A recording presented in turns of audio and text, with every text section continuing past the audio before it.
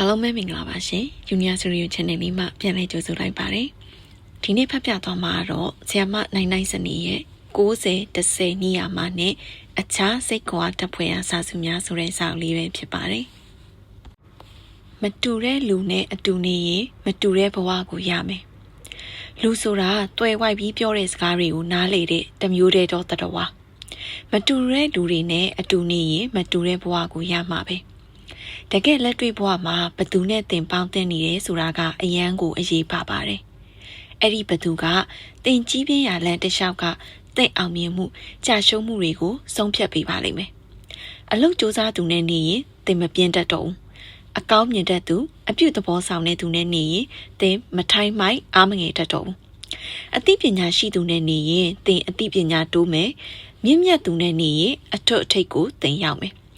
သိပ္ပံပညာရှင်တွေရဲ့စမ်းစစ်ချက်မှာလူဆိုတာတွယ်ဝိုက်ပြီးပြောတဲ့စကားတွေကိုနားလည်တဲ့တမျိုးတည်းသောတတဝါဖြစ်တယ်။အကောင်းဘက်တွယ်ဝိုက်တဲ့စကားတွေကလူတွေရဲ့ခံစားချက်နဲ့စိတ်အခြေအနေကိုအကောင်းဘက်တက်ရောက်စေတယ်။ကိုယ်ရည်ကိုယ်သွေးကိုလှုံ့ဆော်ပေးတယ်။လုံနိုင်စွမ်းကိုမြင့်တင်ပေးတယ်။ရှေ့သို့တက်လှမ်းစေတယ်။ကြိုးပမ်းအားထုတ်စေတယ်။အပြတ်သဘောဆောင်သူတွေနဲ့ဝေးနိုင်သမျှဝေးနေပါ။လို့မဟုတ်ရင်သင်စိတ်ကူအိမ်မက်တွေအခိုးခံရလိမ့်မယ်။တိုးတက်ခြင်းစိတ်တွေကုန်ခန်းလိမ့်မယ်။အပြုသဘောဆောင်သူတွေကနေမင်းကြီးနဲ့တူတယ်။ဘယ်နေရာရောက်အလင်းရောင်ကိုဆောင်ပြီးတယ်။အပြတ်သဘောဆောင်သူတွေကလာမင်းနဲ့တူတယ်။လာပြေလာကွယ်အလင်းပေးတာတော့မတူဘူး။စိတ်သဘောထားကအရာရာကိုဆုံးဖြတ်ပြီးတယ်။ဘယ်လိုစိတ်သဘောထားရှိရင်ဘယ်လိုအနာဂတ်ကိုရစေပါတယ်။အကျင့်စရိုက်ကကံကြမ္မာကိုဆုံးဖြတ်ပြီးတယ်။ဘယ်လိုအကျင့်စရိုက်ကဘယ်လိုဘဝကိုရစေပါတယ်။တချို့ကပြောတယ်လူဘဝမှာကံကောင်းခြင်း၃ချိန်ရှိတဲ့ကျောင်းနေချိန်မှာဆရာကောင်းနဲ့တွေ့တာကံကောင်းခြင်းပဲအလုံးလုံးချိန်ဆရာသမားကောင်းနဲ့တွေ့တာကံကောင်းခြင်းပဲ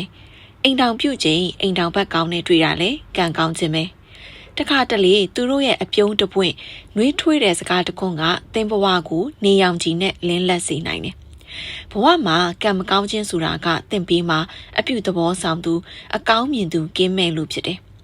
ဝေးလှမ်းမြင်နိုင်သူမရှိလို့ဖြစ်တယ်။ဒါကြောင့်သင်ဘဝကအမှောင်ထဲမှာအယောင်ပြောက်နေရဖြစ်တယ်။စကားတစ်ခွန်းကဒီလိုဆိုပါတယ်။သင်ဘသူလဲအရေးမကြီးဘူး။အရေးကြီးတာကသင်ဘသူနဲ့အတူတူနေတယ်လဲဆိုတာဖြစ်တယ်။ကျမဝတ်လို့ကြီးပြင်းခဲ့ရတဲ့လင်းယုံဟာသူ့ကိုယ်သူကြက်ပါဆိုပြီးပြန်တန်းခြင်းအတက်ကိုလက်လွတ်ခဲ့တယ်။အတောင်ဖြန့်ပြီးကောင်းကင်ပြဖို့သူဘလို့ပြန်တန်းအောင်မလဲ။တိုးကြားမှာကြီးပြင်းခဲ့တဲ့မြေခွေးဟာကြမ်းကြုတ်တဲ့စိတ်ပြောက်ပြီးတိုးကိုချစ်မိသွားခဲ့တယ်။မြက်ခင်းပြင်မှာသူဘလို့ဒုံဆိုင်ပြီးသားကောင်းရှာတော့မလဲ။အမှန်တော့သင်ဟာထူးကဲသူပါ။ဒါပေမဲ့သင်ဘေးကအစိုးမြင်သူကြောင့်ရှေ့သို့တက်လှမ်းခြင်းနဲ့သင်ခွန်အားတွေစုပ်ယုပ်ကုန်တယ်။စိတ်ဓာတ်တွေညံ့ဖျင်းကုန်တယ်။စာကောင်းတွေဖတ်တယ်။အသိပညာရှိသူစီချင်းကပ်တယ်ဆိုတာလူဘဝရဲ့အကောင်းဆုံးကံနှစ်ခုဖြစ်တယ်။လူဘဝစမ်းကြယ်ပုံကိုဒီအရာနှစ်ခုနဲ့သင်ယူနိုင်တယ်။လက်ထဲဆောင်ထားနိုင်တယ်။ဘဝရဲ့လှပခြင်းဆိုတာတပားသူကိုနှင်းစီလက်ဆောင်ပေးတယ်။ကိုယ့်လက်ထဲမှာလည်းနှင်းစီရနံ့တွေကျန်ခဲ့တယ်။ဒါဟာလူဘဝဖြစ်တယ်။ထက်မြက်သူနဲ့နေခြင်းရင်သင်ထက်မြက်ရလိမ့်မယ်။ထူးကဲသူနဲ့နေခြင်းရင်သင်ထူးကဲရလိမ့်မယ်။သူတပားရဲ့ကောင်းကွက်ကိုအလွယ်တကူမြင်ပြီးကိုယ့်အတွက်ခွန်အားအဖြစ်သင်ယူစရာအဖြစ်ပြောင်းလဲမယ်။ဒီလိုဆိုရင်သင်ဟာထက်မြက်သူဖြစ်ပါတယ်။လူဘဝရဲ့အခွင့်အရေးကိုလက်ဆုပ်လက်ကင်ပြပြီးကိုယ့်အခွင့်အရေးအဖြစ်ပြောင်းလဲမယ်။ဒီလိုဆိုရင်သင်ဟာထူးကဲသူဖြစ်ပါတယ်။သူတစ်ပါးရဲ့အောင်မြင်မှုကိုကိုယ့်အောင်မြင်မှုအတိုင်းပြင်ပြမယ်။သူတစ်ပါးရဲ့အကောင်းဆုံးသင်ယူပြီးအကောင်းဆုံးလုပ်မယ်။သူတစ်ပါးရဲ့အသိပညာကိုစီးပူးပြီးအောင်မြင်တဲ့ကိုလုပ်မယ်။မတူတဲ့လူနဲ့အတူနေရင်မတူတဲ့ဘဝကိုရပါတယ်။အောင်မြင်တဲ့လမ်းစီကိုရောက်ဖို့လူတွေကိုဘယ်လိုစေးစော်မလဲ How to super people on to success ချီးမွမ်းခြင်းနဲ့အတိအမှတ်ပြုခံရခြင်းကလူငယ်ဘဝတစ်ခုလုံးကိုပြောင်းလဲစေခဲ့တယ်။အောင်မြင်တဲ့လမ်းစီရောက်ဖို့လူတွေကိုဘယ်လိုစေးစော်မလဲကျွန်တော်မိတ်ဆွေပီတာဘာလုကတလိဆန်ကြီးဖြောပြတတ်ဖို့လေ့ကျင့်ပေးသူဖြစ်တယ်။သူ့ဘဝအချိန်တော်တော်များများကိုစက်ကပ်ပရိဒါကပွဲတွေနဲ့နေတကာလဲဖြောပြခဲ့တယ်။ခွေးကလေးတွေဖြောပြဖို့သူလေ့ကျင့်ပေးတာကိုကျွန်တော်အရင်နှစ်သက်တယ်။ခွေးကလေးတွေလေ့ကျင့်မှုတိုးတက်လာတိုင်းပီတာကသူတို့လေးတွေကိုဖွားဖွားလေးပုတ်ပြီးအသားတုံးတုံချီးမြှင့်တတ်တယ်။ဒါကဘာအသက်ဆန်းမှတော့မဟုတ်ဘူး။လွန်ခဲ့တဲ့ရာစုနှစ်တွေမှာလည်းတလိဆန်တွေကိုဒီလိုနည်းနဲ့ပဲလေ့ကျင့်ခဲ့တာကြီးပဲ။ ဒါကြောင့်ကျွန်တော်စဉ်းစားမိတာကဘာဖြစ်လို့ဒီလိုနီးကိုအသုံးပြုပြီးလူတွေရဲ့အပြုအမူပြောင်းလဲတိုးတက်အောင်ကျွန်တော်တို့မလုပ်နိုင်ရသလဲခွေးကလေးတွေကိုလေ့ကျင့်တယ်လို့ဘာဖြစ်လို့ကြာဖို့အစားအသားတုံးကိုအသုံးမပြုတယ်လဲစူဆဲပြစ်တင်တာကိုဘာဖြစ်လို့ချီးမွမ်းတာနဲ့အစားမထိုးတယ်လဲအနည်းငယ်သောပြောင်းလဲမှုပဲဖြစ်ပါစေကျွန်တော်တို့ချီးမွမ်းခဲ့ရင်ဒီလိုချီးမွမ်းခြင်းဟာသူတို့ကိုပိုတိုးတက်ဖို့လှုံ့ဆော်နိုင်ပါတယ်စိတ်ပညာရှင် Just Laya ရေးသားတဲ့ I'm not much baby but I'm all I got ကျွန်တော်ကအတော်ကြီးမဟုတ်ဘူးဒါပေမဲ့တတ်နိုင်သမျှကျွန်တော်လုပ်တယ်ဆိုတဲ့စာအုပ်ထဲမှာဒီလိုရေးသားထားတယ်ချီးမွမ်းခြင်းဟာလူတွေအတွက်နှွေးထွေးတဲ့နေရောင်ကြီးနဲ့တူတယ်နေရောင်ကင်းမဲ့ရင်ပန်းပင်တွေမကြီးထွားမပွင့်လန်းနိုင်ဘူးဒါပေမဲ့နှမျောစရာကောင်းတာကလူအများစုဟာတခြားလူပေါ်ပြစ်တင်ဝေဖန်မှုတွေသာသွန်လောင်းတတ်ကြတယ်ချီးမွမ်းနဲ့နှွေးထွေးတဲ့ရောင်ကြီးကိုပတ်ပြန်းဖို့တွန့်တိုတတ်ကြတယ်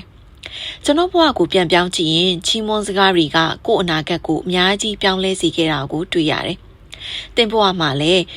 ချီးမွမ်းစကားတွေပြည့်ခဲ့သလားသမိုင်းဟာချီးမွမ်းခြင်းဆိုတဲ့မော်ပညာတွေနဲ့ဆွဲဆောင်မှုပြည့်နှက်ခဲ့တယ်။တာတကားပြရရင်လွန်ခဲ့တဲ့နှစ်များစွာကအီတလီနာပလစ်မှာ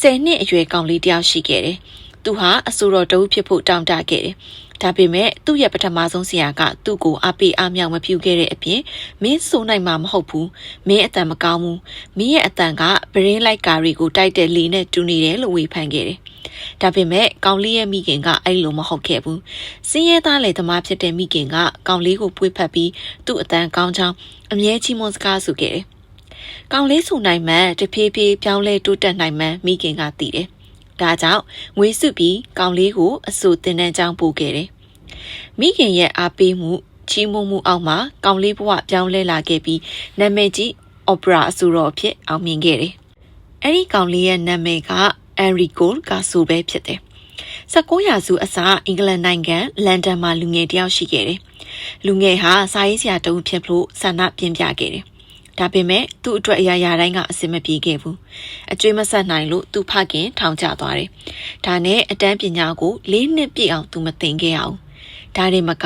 ငတ်တလှဲ့ပြတ်တလှဲ့သူကြုံခဲ့ရတယ်။နောက်တော့ကိုတောင်ပြက်တစ်ခုမှတစိမ့်ကတ်တဲ့အလုပ်ကိုသူရခဲ့တယ်။ညအချိန်မှာတခြားစင်းရဲသားကောင်လေးနှစ်ယောက်နဲ့အတူအလင်းမရတဲ့ထက်ခိုးမှသူအိတ်ခဲ့တယ်။ကိုယ့်ရဲ့စာရေးနိုင်စွမ်းကိုအယုံအကြည်မဲ့တဲ့သူဟာသူစာရေးနေတာကိုလူတွေသိပြီးလောင်ပြောင်ခဲ့ရမှာဆိုလို့ညတကောင်လူကြီးတိတ်မှတိတ်တိတ်လေးစားတိုက်ပုံးထဲသွားထည့်တတ်တယ်။စာရီကိုသူရေးမြဲရေးတယ်။ဒါပေမဲ့တပုတ်တလီမှဖော်ပြခံရတာမျိုးမရှိခဲ့ဘူး။နောက်ဆုံးနေကောင်းရက်မြက်တရက်မှာသူ့စာမှုဖော်ပြခံရတယ်။စာမှုကမရခဲ့ပေမဲ့အက်ဒီတာစီကချီးမွမ်းစာတစ်စောင်ကိုသူရခဲ့တယ်။လူငယ်ဟာမျောလင့်မထားတဲ့လမ်းမပေါ်ဥတီရမဲ့သူလျှောက်သွားခဲ့တယ်။မျက်ရည်တွေသူ့ပါးပြင်ပေါ်စီးကြခဲ့တယ်။ချီးမွမ်းခြင်းနဲ့အတိမတ်ပြုခံရခြင်းကလူငယ်ဘဝတစ်ခုလုံးကိုပြောင်းလဲစေခဲ့တယ်။အဲ့ဒီအက်ဒီတာသာသူ့ကိုအမပေးခဲ့ရင်သူ့တသက်ကိုကိုတောင်ပြတ်ထဲမှာပဲတစိမ့်ကရင်ကုံဆုံးရလိမ့်မယ်။လူငယ်နာမည်ကိုသင်ကြားဖို့ပါလိမ့်မယ်။သူကတော့အင်္ဂလန်ကနာမည်ကြီးစာရေးဆရာ Charles Dickens ပဲဖြစ်ပါတယ်။လန်ဒန်မှာနေတဲ့နောက်လူငယ်တယောက်ကကုံစုံဆိုင်မှာအလုပ်လုပ်တယ်။သူဟာမနက်9နာရီမှအိယာထပြီးဆိုင်ကိုတန့်ရှင်းရတယ်။ပြီးတော့ကျွန်တယောက်လိုတနေ့ကို14နာရီကြာအလုပ်လုပ်ရတယ်။နေ့စဉ်နေ့တိုင်းတကုတ်ကုတ်လုပ်နေရတဲ့အလုပ်ကိုသူညီးငွေလာခဲ့တယ်။နှစ်နေပြီးနောက်ဒီလိုအလုပ်ကိုသူတီးမခံနိုင်တော့တဲ့အစုံမနက်ခင်းတစ်ခုမှမနက်စာတော့မစားပဲ15မိုင်ခန့်ဝေးတဲ့မိခင်အလုပ်လုပ်တဲ့နေရက်စီသူခြေချင်းပြန်ခဲ့တယ်။အိမ်စိအလုပ်လုပ်တဲ့မိခင်ကိုသူရင်ဖွင့်ပြောပြခဲ့တယ်။အဲ့လိုဘဝကသူ့ကိုပြားများစေတဲ့အကြောင်းမိခင်ကိုသူညှီးထွားငိုကြွေးခဲ့တယ်။ဒီလိုအလုပ်မျိုးသူတီးမခံနိုင်ခဲ့လို့သူ့ကိုပြန်ပို့ရင်ကိုအဆုံးစီရင်မဲ့အကြောင်းကြိမ်ပြောခဲ့တယ်။အဲ့ဒီနောက်အရင်ကသူ့ဆရာစီသူကြုံတွေ့နေရတဲ့အကြောင်းကိုစာတစ်စောင်ရေးပို့ခဲ့တယ်။စာထဲမှာသူ့ကိုချီးကျူးထားတဲ့အပြင်ထက်မြက်တဲ့သူ့အတွက်ဒီထက်ပိုကောင်းတဲ့အလုပ်ရနိုင်ကြောင်းရေးထားတယ်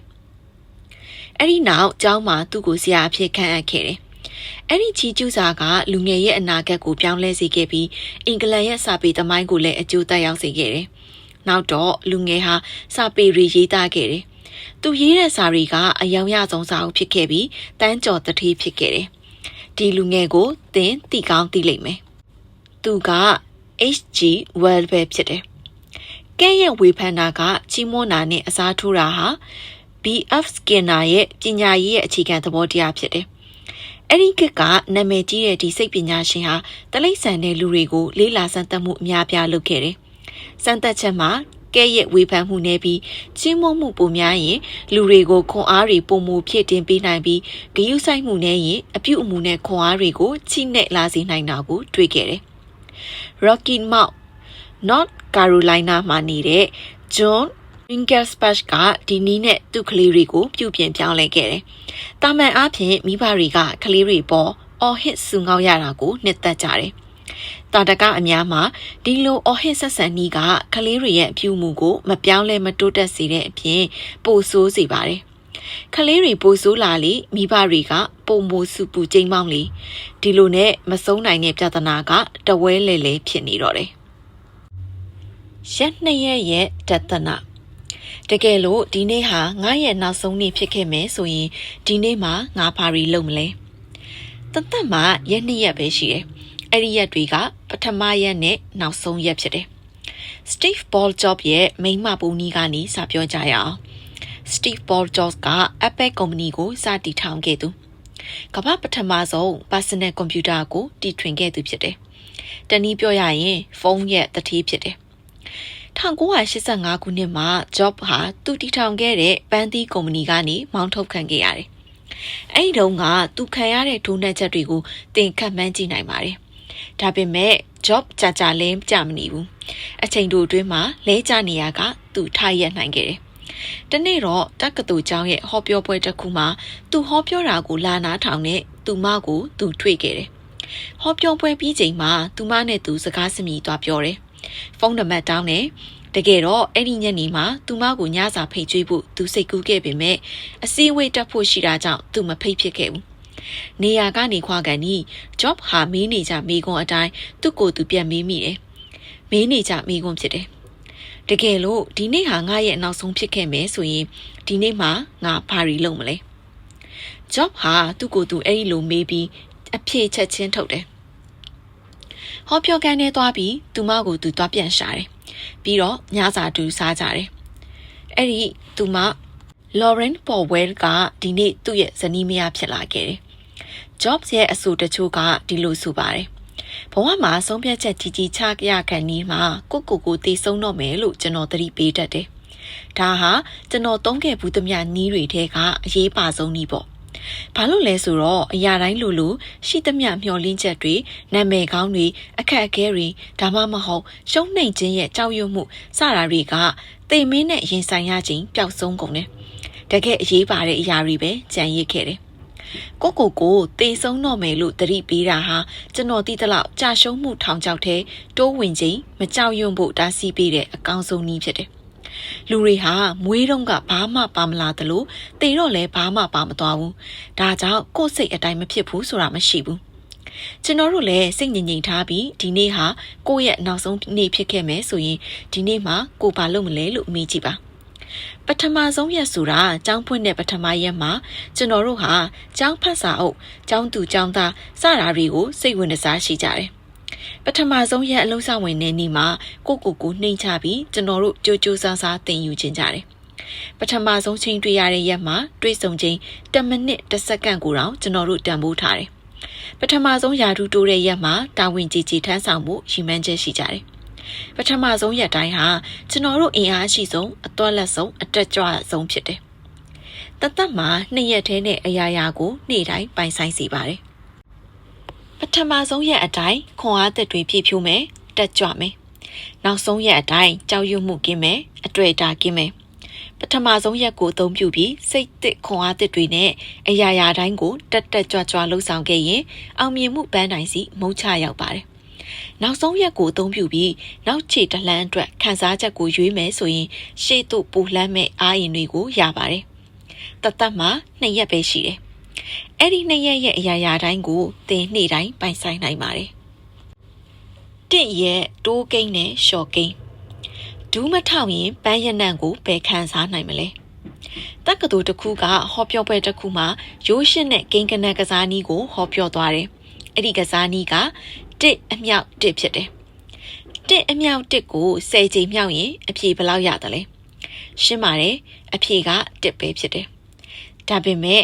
1.1အမြောက်1.1ကို10ချိန်မြောက်ရင်အဖြေဘယ်လောက်ရတယ်လဲအဖြေက1အမြောက်1လောက်မလွယ်တော့ဘူးကျောင်းသားတချို့က10လို့ဖြေကြတယ်တချို့က8လို့ဖြေကြတယ်တကယ်အဖြေမှန်က2.85ဖြစ်တယ်3.9ကို10ချိန်မြောက်ကြည့်ပါအဖြေဘယ်လောက်ရတယ်လဲတချို့က3.8လို့ဖြေတယ်တချို့က3.9လို့ဖြေတယ်ကိုယ်တိုင်ချတွက်ကြည့်ပါဒါမှအဖြေကိုသင်မှတ်မိလိမ့်မယ်တကယ်အဖြေမှန်က3.31ဖြစ်တယ်တကယ်လို့နေ့တိုင်းနည်းနည်းလေးစီစူးစမ်းကြည့်မယ်ပြုပြင်မယ်အခြေအနေကိုဖြည်းဖြည်းချင်းတိုးတက်အောင်လုပ်မယ်ဆိုရင်10ချိန်မြောက်မှာအဲ့ဒီစူးစမ်းမှု1.1အမြောက်1.1အမြောက်ညီမျှခြင်း2.85ဖြစ်သွားမယ်တိုးသွားမယ်တကယ်လို့နေ့တိုင်းနည်းနည်းပြင်းမယ်နည်းနည်းအချောင်ကိုမယ်ဇွဲလုံးလာကိုလျှော့မယ်ဆိုရင်ရလက်က10ချိန်မြောက်မှာ3.9အမြောက်3.9ညီမျှခြင်း3.31လျှော့သွားမှာဖြစ်တယ်လူတချို့ကသူတို့ဘဝထဲဇွဲလုံးလာအကောင်းမြင်ခြင်းတဲ့မှတ်ခြင်းအရှုံးမပေးခြင်းစတဲ့ဂိမ်းတွေကိုပေါင်းထည့်ကြတယ်ပြီးတော့ရီမှန်းချက်ပန်းနိုင်စီအရောက်လှမ်းနိုင်မှုနည်းနည်းချင်းစာတိုးပြီးစူးစမ်းတယ်ဒီလိုလူတွေရဲ့ရလက်ကကြာလီတိုးပွားလီဖြစ်တယ်ဒါပေမဲ့လူတချို့ကပြင်းရည်ခြင်းနောက်ဆုတ်ခြင်းအကောင်းမမြင်ခြင်းစတဲ့ဂိမ်းတွေကိုသူတို့ဘဝထဲထည့်နှုတ်သွားတယ်ရည်ရွယ်ချက်ပန်းနိုင်မရှိပဲနေရာမှာတင်တဝဲဝဲလေရင်သူတို့တန်မိုးကိုရှော့ချကြတယ်ဒူးမထောင်ရင်ပန်းရနံ့ကိုဘယ်ခံစားနိုင်မလဲတဲ့ဓာတ်ပုံစရာတဦးကဆိုပါတယ်ပန်းရဲ့ရနံ့ကိုပါရှိုက်နိုင်ဖို့မြေကြီးပေါ်ဒူးထောက်ချရတယ်ကိုကိုနှိမ်ချမှပန်းပွင့်နဲ့အနီးကပ်နိုင်တယ်လူတွေလည်းဒီလိုပဲပျော်ရွှင်နှစ်သက်စရာကောင်းတဲ့ဘဝကိုပိုင်ဆိုင်ခြင်းရင်တကယ်တက်ကြွလှုပ်ဆောင်မှရတယ်အကောင်းမြင်စိတ်တွေနဲ့လဲမှရတယ်တစ်အမြောက်တစ်ကဘယ်နှကြိမ်မြောက်ရလက်ကမပြောင်းလဲဘူး1.1အမြောက်1.1လို့နေ့တိုင်း 0.1 လေးပဲပြုပြင်မယ်တင်ယူမယ်စူးစမ်းသွားမယ်ဆိုရင်ရလက်ကတိုးပွားသွားမယ်3.9အမြောက်3.9လို့နေ့တိုင်း3.1လေးပဲအချောင်ခိုမယ်ပြင်းရည်မယ်စူးစမ်းမှုကိုရှော့ချမယ်ဆိုရင်ဆုံးရှုံးမှုတွေကမတိမသားများလာပြီးနောက်ဆုံးမှာတိုးတက်ခြင်းစိတ်ပါပျောက်သွားနိုင်တယ်2.85က3.31နဲ့6စာနီးနီးဖြစ်တယ်10ရက်အတွင်းမှာဒီလောက်ပြောင်းလဲရင်နှစ်နဲ့ချီကြရင်ဘယ်လိုဖြစ်သွားမလဲ1.1အမြောက်1.1လို့နေ့တိုင်းနည်းနည်းလေးစီသင်ယူပြုပြင်ပြီးစူးစမ်းသွားရင်အောင်မြင်မှုစီသင်မလွဲမသွေအရောက်လှမ်းနိုင်မှာဖြစ်ပါတယ်နှလုံးသားထဲကလောကကြီးဒီလိုအဖြစ်နဲ့ကြုံရတာသိက္ကန့်ဆိုတာပဲလောကကြီးမှာသင်မြင်တွေ့ခဲ့တာတွေတိုင်းကအမှန်တရားမဖြစ်နိုင်ဘူးတချို့ကသင်ထင်မြင်ချက်တွေသာဖြစ်တယ်ဥပမာအနေနဲ့ပြောရရင်တနေ့မှာလမ်းကြားထဲကနေရုတ်တရက်ပြေးထွက်လာတဲ့ခွေးတစ်ကောင်ကတင့်ကိုတိုင်မီမတက်ဖြစ်ခဲ့လို့တင်လန့်ဖြန့်သွားတယ်ဆိုပါစို့အဲ့ဒီချိန်မှာတင်ရဲ့အတွေ့ကဒီခွေးစုပ်ငါ့ကိုကိုက်မိတော့မယ်ဆိုပြီးဒီနေ့ကံမကောင်းဘူးလို့တင်ထင်လိုက်မယ်အဲ့ဒီခါမှာတင်စိတ်ခံစားချက်ကလည်းကောင်းတော့မှာမဟုတ်ဘူးတကယ်လို့တင်သာတော်သေးတယ်ရုတ်တရက်ထွက်လာတာကားတစ်စီးမဟုတ်ပဲခွေးတစ်ကောင်ဖြစ်နေလို့တွေးမိခဲ့ရင်တင့်ကိုတင်ဒီနေ့ကံမကောင်းဘူးလို့ထင်တော့မှာမဟုတ်ပဲဒီနေ့ကံကောင်းတယ်လို့ပဲထင်မိလိမ့်မယ်တူညီတဲ့အဖြစ်ပြက်မှာမတူညီတဲ့ခံစားချက်နဲ့ခံစားကြည့်တော့မတူတဲ့အဖြစ်ကိုရတယ်အကြောင်းကကိစ္စတစ်ခုပေါ်ကြည့်တဲ့ကျွန်တော်တို့ရဲ့ထင်မြင်ယူဆချက်ပေါ်မူတည်နေလို့ဖြစ်တယ်စိတ်ယုံတစ်ခုရဲ့လူနာဆောင်မှာလူနှစ်ယောက်မတော်တဆကားတိုက်မှုနဲ့ရောက်နေတယ်လူနာတယောက်ကစိတ်ပြတ်ဝမ်းနေနေပြီးတယောက်ကပြုံးရွှင်တည်ငြိမ်နေတယ်စိတ်ပြတ်ဝမ်းနေသူကဒီလိုအဖြစ်နဲ့ကြုံရတာသိပ်ကန်ဆိုးတာပဲလို့မကြာခဏညှိတွားနေတယ်ကျန်တယောက်ကကျွန်တော်အသက်ရှင်နေသေးတဲ့အတွက်ဖရာသခင်ကိုကျေးဇူးတင်တယ်လို့ရည်ရွယ်နေတယ်လောကကြီးမှာဖြစ်ပျက်သမျှတိုင်းကဗတ်မလိုက်ဘူးစัจ जा မှာပဲနေတယ်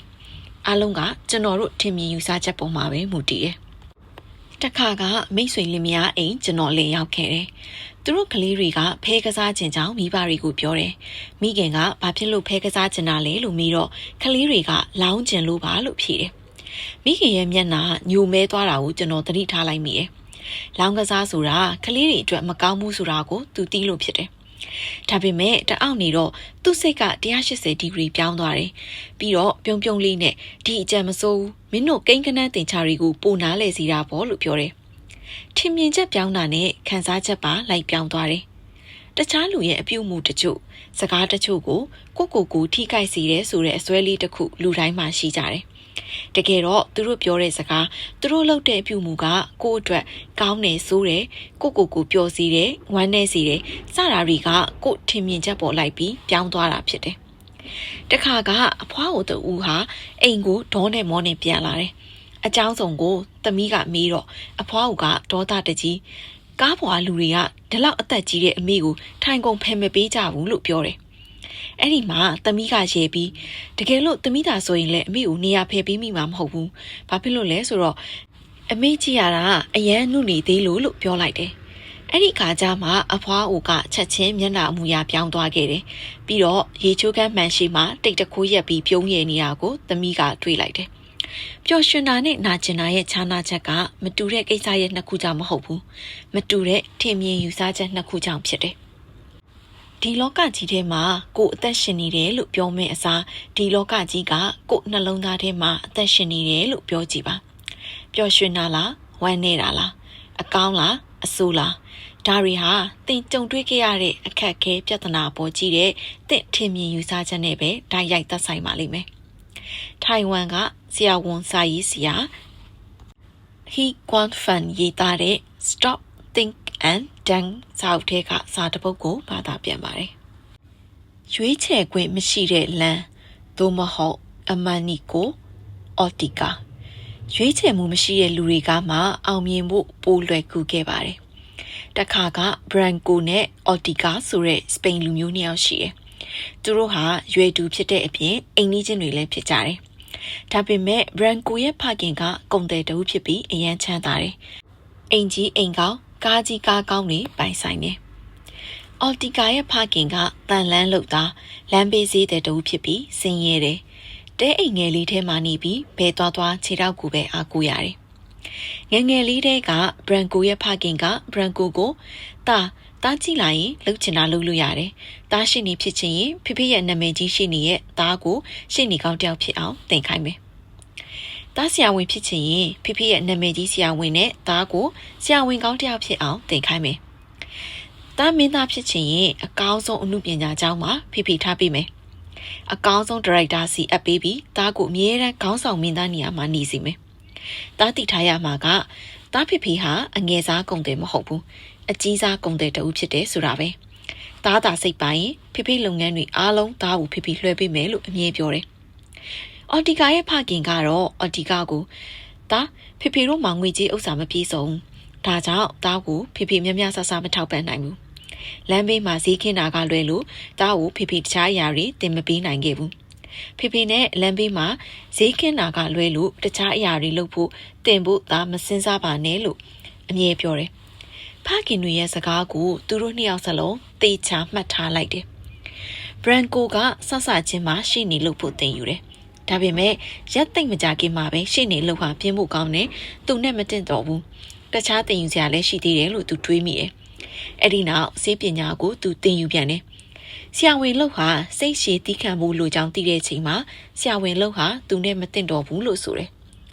မင်းသားလုပ်ရတာပျော်စရာကောင်းမယ်လို့ထင်ပြီးမင်းသားလုပ်ဖို့သူဆုံးဖြတ်လိုက်ပြန်တယ်။ဒါပေမဲ့သိမကြခင်မှာပဲမင်းသားလုပ်ရတာပင်ပန်းနေဆိုပြီးမင်းသားအလုပ်ကသူထွက်လိုက်ပြန်တယ်။အဲ့ဒီနောက်ဖခင်စီကနေကုန်တဲ့ပညာတွေကိုသင်ယူခဲ့တယ်။ဒါပေမဲ့သိမကြခင်မှာပဲစီးပွားပြတ်ခဲ့ရတယ်။နောက်ဆုံးမှာ Branco မှာဘာမှမဖြစ်ခဲ့တယ်လို့ဘာမှလည်းစုပ်ကင်မမိခဲ့ဘူး။အော်တီကာကဖခင်နဲ့အတူရက်အနေငယ်ကြမြဈေးရောင်းလိုက်ပြီးနောက်ဈေးရောင်းဖို့ကိုသူငိုယိုညင်းဆန်ခဲ့တယ်။နေပူမိုးရွာမရှောင်ဈေးရောင်းရတယ်လို့ဈေးဝယ်သူတွေရဲ့အနှိမ်ကိုလည်းခံရလို့ဖြစ်တယ်။ဒါပေမဲ့ဈေးရောင်းတာကလွဲလို့သူ့မှာတခြားဘာသင်ယူစရာမှမရှိခဲ့ဘူး။ဈေးရောင်းဖို့ဖခင်ခေါ်ရနောက်ကိုပဲခေါင်းငိုက်ဆိုင်နဲ့သူလိုက်ခဲ့ရတယ်။မကြာခဏဆိုသလိုဈေးရောင်းဖို့သူလက်လျှော့ခဲ့ပေမဲ့နောက်ဆုံးမှာဖခင်နောက်ကိုပဲသူလိုက်ခဲ့ရတယ်။ဒီလိုနဲ့တဖြည်းဖြည်းဒီဈေးရောက်တဲ့အလုပ်ကလွတ်ချင်ရင်ဈေးရောက်တဲ့အလုပ်ကိုစိတ်ပါလက်ပါလုပ်ရမယ်ဆိုတဲ့အသည့်ကိုဈေးရောက်ရင်းနဲ့သူနားလည်လာခဲ့တယ် နောက်ဆုံးနှစ်အနေငယ်အတွင်းမှာကိုပိုင်ဆိုင်တစ်ဆိုင်ကိုသူထူထောင်နိုင်ခဲ့တယ်။နှစ်ပေါင်း30လွန်ပြီးနောက်ကိုပိုင်အထက်ကုမ္ပဏီတစ်ခုကိုသူတည်ထောင်နိုင်ခဲ့တယ်။ဒီနေ့ဒီအချိန်ခါမှာအော်ဒီကာဟာကမ္ဘာနိုင်ငံပေါင်း68နိုင်ငံမှာသူ့အထက်ကုမ္ပဏီပေါင်း3690ခုကိုဖွင့်လှစ်နိုင်ခဲ့ပြီးကမ္ဘာဒုတိယအဝတ်အထည်လက်လီဖြန့်ချီသူဖြစ်ခဲ့တယ်။သူဟာ2010နှစ်ကမ္ဘာအချမ်းသာဆုံးစာရင်းမှာနံပါတ်9နေရာယူထားတဲ့အမန်နီကိုအော်ဒီကာပဲဖြစ်တယ်။သူ့မှာကိုပိုင်အမွေ25ဘီလီယံဒေါ်လာရှိခဲ့ပါတယ်။လူတွေမှာရွေးချယ်မှုများတိုင်းကောင်းတာမဟုတ်ပါဘူး။ရွေးချယ်မှုများရင်စိတ်ဝင်စားမှုပါနည်းသွားတတ်ပြီးကြမ်းကြက်ခံတဲ့ခွန်အားပါရုပ်ရော့သွားတတ်တယ်။ရွေးချယ်မှုမရှိတဲ့လူတွေကမှအောင်မြင်ဖို့ပိုလွယ်ကူခဲ့ပါတယ်။အနစ်မြုပ်မခံတဲ့သင်္ဘောတစ်စီးနင်းသိရင်ငါ့ကိုဘသူကယူဆိုင်မှလဲ။သူငငယ်လေးကလေးကမိဘတွေကွာရှင်းခဲ့ကြပြီ။တခြားကလေးတွေရဲ့အနိုင်ကျင့်တန်ကိုသူမကြာခဏခံခဲ့ရတယ်။အဲ့ဒီအနိုင်ကျင့်တန်ကိုမခံနိုင်တဲ့အစုံလက်ဝှေ့ပညာကိုသူဆွဲလန်းခဲ့တယ်။မခံကျင်စိတ်ကသူ့ကိုလက်ဝှေ့ဘရင်မိုဟာမက်အလီလို့လက်ဝှေ့သူရဲ့ကောင်းတူဖြစ်ဖို့ခွန်အားတွေပေးခဲ့တယ်။အထက်တန်းပြာနဲ့လက်ဝှေ့လောကထဲသူခြေစုံဖြစ်ဝင်ခဲ့တယ်။အနိုင်မခံအရှုံးမပေးတဲ့စိတ်ဓာတ်ကြောင့်9နှစ်အတွင်းမှာပြိုင်ဘက်တွေကို18ကြိမ်တိတိသူအလဲထိုးနိုင်ခဲ့တယ်။ဒါပေမဲ့1982ခုနှစ်ကပြိုင်ပွဲတစ်ခုမှာပြိုင်ဘက်ရဲ့ထိုးနှက်ချက်ကြောင့်သူ့အုံနောက်အကြီးအကျယ်ဒဏ်ရာရသွားခဲ့တယ်။မတက်နိုင်တဲ့အဆုံးမှာလက်ဝှေ့လောကကိုဝမ်းနည်းစွာနဲ့သူကြောခိုင်းခဲ့ရတယ်။ဘာအရေးချင်းမှမရှိတဲ့သူဟာနယူးယောက်မြို့ကိုရောက်လာခဲ့တယ်။လက်တဲ့စမ်းကြည့်မယ်ဆိုတဲ့အတွေးနဲ့တရုတ်ဆောင်တင်တန်းတစ်ခုကိုသူတက်ရောက်ခဲ့တယ်။နေကင်းဘက်မှာအလုံးလုပ်ပြီးညဘက်မှာတရုတ်ဆောင်အတက်ကိုသူလေ့ကျင့်ခဲ့တယ်။9နှစ်ခန့်ကြာပြီးနောက်1989ခုနှစ်သူအသက်28နှစ်အရွယ်မှာရတောင်းရခဲ့တဲ့အခွင့်အရေးကိုသူရခဲ့တယ်။ဒါရိုက်တာစတီဗန်စပင်ဘတ်ရိုက်ကူတဲ့1941ဆိုတဲ့ဇာတ်ကားမှာအရန်အဖြစ်သူပါဝင်ခွင့်ရခဲ့တယ်။အဲဒီကားမှတစ်ဆင့်ဟောလိဝုဒ်တကားမကြီးစီတလှမ်းချင်းခြေလမ်းမှန်မှန်လျှောက်ပြီးသူချင်းကပ်ခဲ့တယ်။1983ခုနှစ်မှာစမ်းပွင့်လာသူဟာ Rumble Fish ဇာတ်ကားမှာခေါင်းဆောင်မင်းသားအဖြစ်ပါဝင်ခွင့်ရခဲ့တယ်။ထူးခဲ့တဲ့သူ့တရုတ်ဆောင်ချက်ကလူတွေကိုအတိအမှတ်ပြုစေခဲ့တယ်။သူ့ရဲ့ညှို့ယူဆွဲဆောင်နိုင်ချက်ကလူတွေရဲ့ရှင်ထဲရောက်ရှိခဲ့ပြီးအမေရိကန်ရဲ့ညှို့တဲ့အပြင်းဆုံးဆွဲဆောင်မှုအရှိဆုံးမင်းသားအဖြစ်သတ်မှတ်ခံခဲ့ရတယ်။အသက်ငယ်ရွယ်တဲ့သူဟာအောင်မြင်မှုတန်ကိုမခံနိုင်ပဲအနေအထိုင်စီကံပြတ်လာခဲ့တယ်။ဒီအချိန်မှာကန်ဂျမာနတ်ဆိုးကြီးကသူ့အတွက်တကားတစ်ချက်ကိုဖွင့်ပေးလိုက်ပြန်တယ်။သူကောင်းဆောင်ရိုက်ကူးခဲ့တဲ့ Year of the Dragon စကားဟာအမေရိကန်ရဲတပ်ဖွဲ့တွေနယူးယောက်မှာရှိတဲ့တရုတ်မာဖီးယားဂိုင်းတွေကိုတိုက်ခိုက်ဆန့်ကျင်တဲ့ကားဖြစ်တယ်။အဲ့ဒီကားယုံတင်တာနဲ့တရုတ်လူမျိုးတွေရဲ့ဆန့်ကျင်တာကိုခံခဲ့ရလို့လက်မှတ်အယောင်ရော့ခဲ့ရတယ်။ဒါဟာရင်းရိုင်နေတဲ့လမ်းပေါ်ရောက်နေတဲ့သူ့ကိုအလူအလဲခံစေခဲ့တယ်။စိတ်ဆက်စိတ်မြန်တဲ့သူဟာလက်ဝှေ့လောကထဲနောက်ထပ်တစ်ဖန်ပြန်ဝင်ဖို့ဆုံးဖြတ်လိုက်တယ်။လက်ဝှေ့လောကရဲ့4နှစ်သက်တမ်းကာလကိုစွန့်စွန့်စားစားဖြတ်ကျော်လာခဲ့တယ်ဆိုပေမဲ့သူပေးဆက်လိုက်ရတာလည်းမနေခဲ့ဘူး။သူဟာအရက်နဲ့ဆေးလိပ်တွေမှာမွေ့လျော်နေတဲ့အပြင်ပြိုင်ဘက်တွေရဲ့မာယူရဲဆန်တဲ့ထိုးနှက်ချက်တွေကြောင့်ငကိုရုပ်ရည်ချောမောခံရတဲ့သူ့မျက်နှာသွင်းပြင်းဟာတဖြည်းဖြည်းပုံပြက်လာခဲ့တယ်။အဲ့ဒီအပြင်ပိုဆိုးတာကမအောင်မြင်တဲ့ plastic surgery ကြောင့်ဖြစ်တယ်။ပါးစပ်နှက်ခမ်းတွေရှုံ့တွပြီးအသားအရည်နုပြိုဖို့ထိုးသွင်းခဲ့တဲ့hyaluronic acid ကြောင့်နှစ်ဖူးကြောတွေလည်းတေခဲ့ရတယ်။ငကိုရှိခဲ့တဲ့ခန့်ညာချောမောတဲ့ဟောလိဝုဒ်မင်းသားတဦးရဲ့ရုပ်သွင်းကသူ့မျက်နှာပေါ်မှာထင်ဟပ်မနေခဲ့တော့ဘူး။အုံနောက်တွေလည်းစာနာစိတ်မရှိတဲ့ထိုးနှက်ချက်တွေကြောင့်ထိခိုက်ပျက်စီးမှုရှိခဲ့တယ်။အခုညီမဲတဲ့အနေအထားမှာရုပ်ရှင်တွေပဲတဲ့သူနောက်တစ်ဖန်ခြေဦးလှည့်ခဲ့ပြန်တယ်။မာယူရဲ့ဆန်တဲ့စိတ်ကိုသူမထိန်ချုပ်နိုင်တာကြောင့်1994ခုနှစ်မှာမိသားစုအကြမ်းဖက်မှုနဲ့သူထောင်ကျသွားခဲ့တယ်။ကြာရှည်မတည်တတ်ပဲပြောင်းလဲပျက်စီးလွယ်တဲ့ကံကြမ္မာကြောင့်သူဝမ်းနဲ့နာကျင်ခဲ့ရတယ်။ကိုအဆုံးစီရင်ဖို့အထိသူ့ခံစားချက်ကိုသူမထိန်ချုပ်နိုင်ခဲ့ဘူး။ဒါပေမဲ့သူ့အရင်နှီးဆုံးခွေးလေးလော်ကီရဲ့သူ့အပေါ်ကြီးတဲ့တနာစပွဲအကြီးကနင်းတင်ရင်ငါ့ကိုဘသူကယူဆိုင်မှလဲဆိုနေတောင်ရှိတာမို့ရှက်ရွံ့စရာကောင်းတဲ့အဆုံးစီရင်တဲ့အတွေးကိုသူဖျောက်ခဲ့တယ်။18နှစ်လုံးသူ့အနာရှိခဲ့တဲ့ခွေးငယ်လေးတစ်ကောင်ကိုသူစွန့်ပစ်မထားရက်ခဲ့ဘူး။လဲကြရာကပြန်ထားဖို့သူဆုံးဖြတ်ပြီးရုပ်ရှင်လောကထဲတတိယအကြိမ်မြောက်သူဝင်ရောက်ခဲ့ပြန်တယ် ရုပ်ရှင်လောကတဲ့သူတစ်ဖန်ပြန်ဝင်ရောက်ချိန်ခံညားတဲ့သူ့ရုပ်သွင်းတွေတဖြည်းဖြည်းပြောက်ကွယ်ခဲ့တယ်လို့ဒဇတ်ထိုးမယူရဲဆန်နဲ့သူ့စိတ်ကိုလည်းချောမွတ်အောင်အချိန်ကတဖြည်းဖြည်းတိုက်စားနေခဲ့တယ်။ရှုံတွားတဲ့မျက်နှာဖြူဖွေးတဲ့စပင်တွေနဲ့ပါးစပ်မှာမလွတ်တမ်းကိုက်ခဲထားတဲ့ဆေးလိပ်လက်သင့်ခံနိုင်တဲ့လူတစ်ယောက်စိတ်တက်တည်ငြိမ်တဲ့တရုပ်ဆောင်တဦးအဖြစ်ပိတ်ကားပေါ်မှာမျက်နှာသစ်အနေနဲ့သူ့ကိုလူတွေတွေ့မြင်ခဲ့ရတယ်။ Sin City ဇာတ်ကားမှာမျက်နှာထားတင်းမာပြီးစိတ်သဘောကောင်းတဲ့လူတန်မှာ Muff အဖြစ်သူတရုပ်ဆောင်ခဲ့တယ်။ချစ်သူအတွက်အသက်ကိုမမှုပဲဂလက်စားချီတဲ့သူ့ရဲ့တရုပ်ဆောင်ချက်မှာပရိသတ်ရဲ့အတိအမှတ်ပြုမှုဂရုစိုက်တာကိုခံခဲ့ရပြန်တယ်။2008ခုနှစ်မှာရုံတင်ပြခဲ့တဲ့ That Was La ဇာတ်ကားက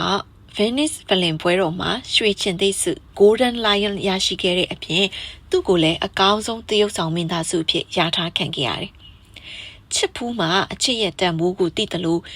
မူးဘူးမှာအရက်ရဲ့ပြင်းအားကိုသိတယ်လို့မျိုး Mickey Rocky လို့ခေါ်တဲ့သူတဦးဟာ Rumblefish ဇာတ်ကားထဲကလို့ရုပ်ချောခံရတဲ့လူမဟုတ်ခဲ့တော့ဘူး။ဂျိုးဝိုင်းထဲကမိုက်မိုက်ယူယူအော်ဟစ်နေတဲ့လူငယ်တဦးလည်းမဟုတ်ခဲ့တော့ဘူး။ဘဝရဲ့အနှိမ်အမြင့်ကိုအနှစ်30ကြာဖြတ်တန်းခဲ့သူ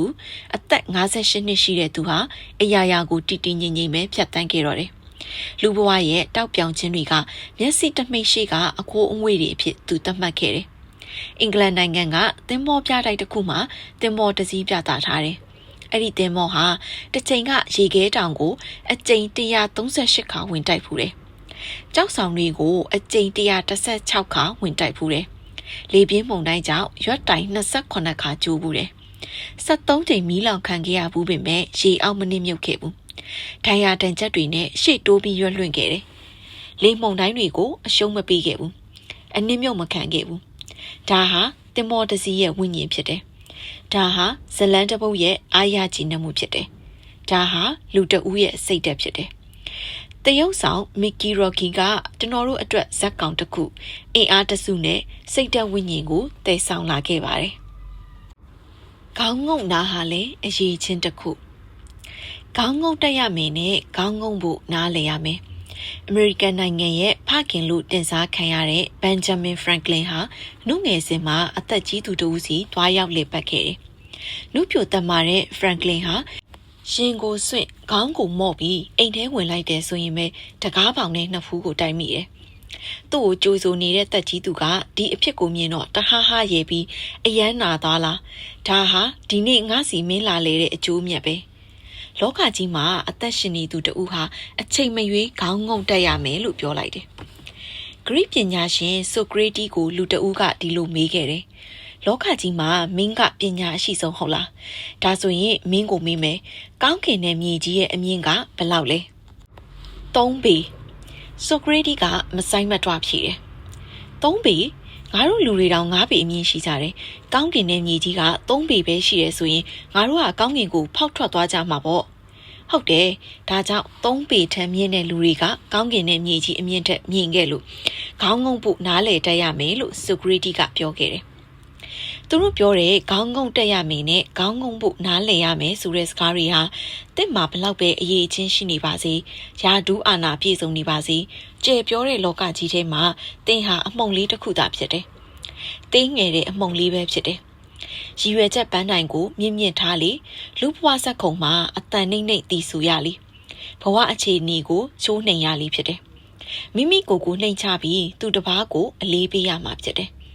တက်ကြီးသူစကားထဲကနေနက်နဲတဲ့စင်ကျင်သုံးသက်ချက်တစ်ခုကိုဖရန်ကလင်ကရလိုက်ပြီးအဲ့ဒီအချက်ကိုသူ့ဘဝရဲ့လမ်းညွှန်ချက်တစ်ခုအဖြစ်မှတ်သားခဲ့တယ်။ကျွန်တော်တို့လူဘဝမှာလည်းဒီအတိုင်းဖြစ်တယ်။မိမိကိုယ်ကိုအထင်ကြီးသူတွေဟာတပားသူရဲ့ကောင်းကွက်ကိုမမြင်တတ်သူတွေဖြစ်တယ်။မာမာနဒေါသကြီးသူတွေဟာလောကအလှပကိုမမြင်တတ်သူတွေဖြစ်တယ်။ခေါင်းငုံပြီးမမောက်မှမဝင့်ကြွားတတ်သူတွေကမှတွင်တင်ဆုံးမတာတွေကိုခံယူတတ်မယ်။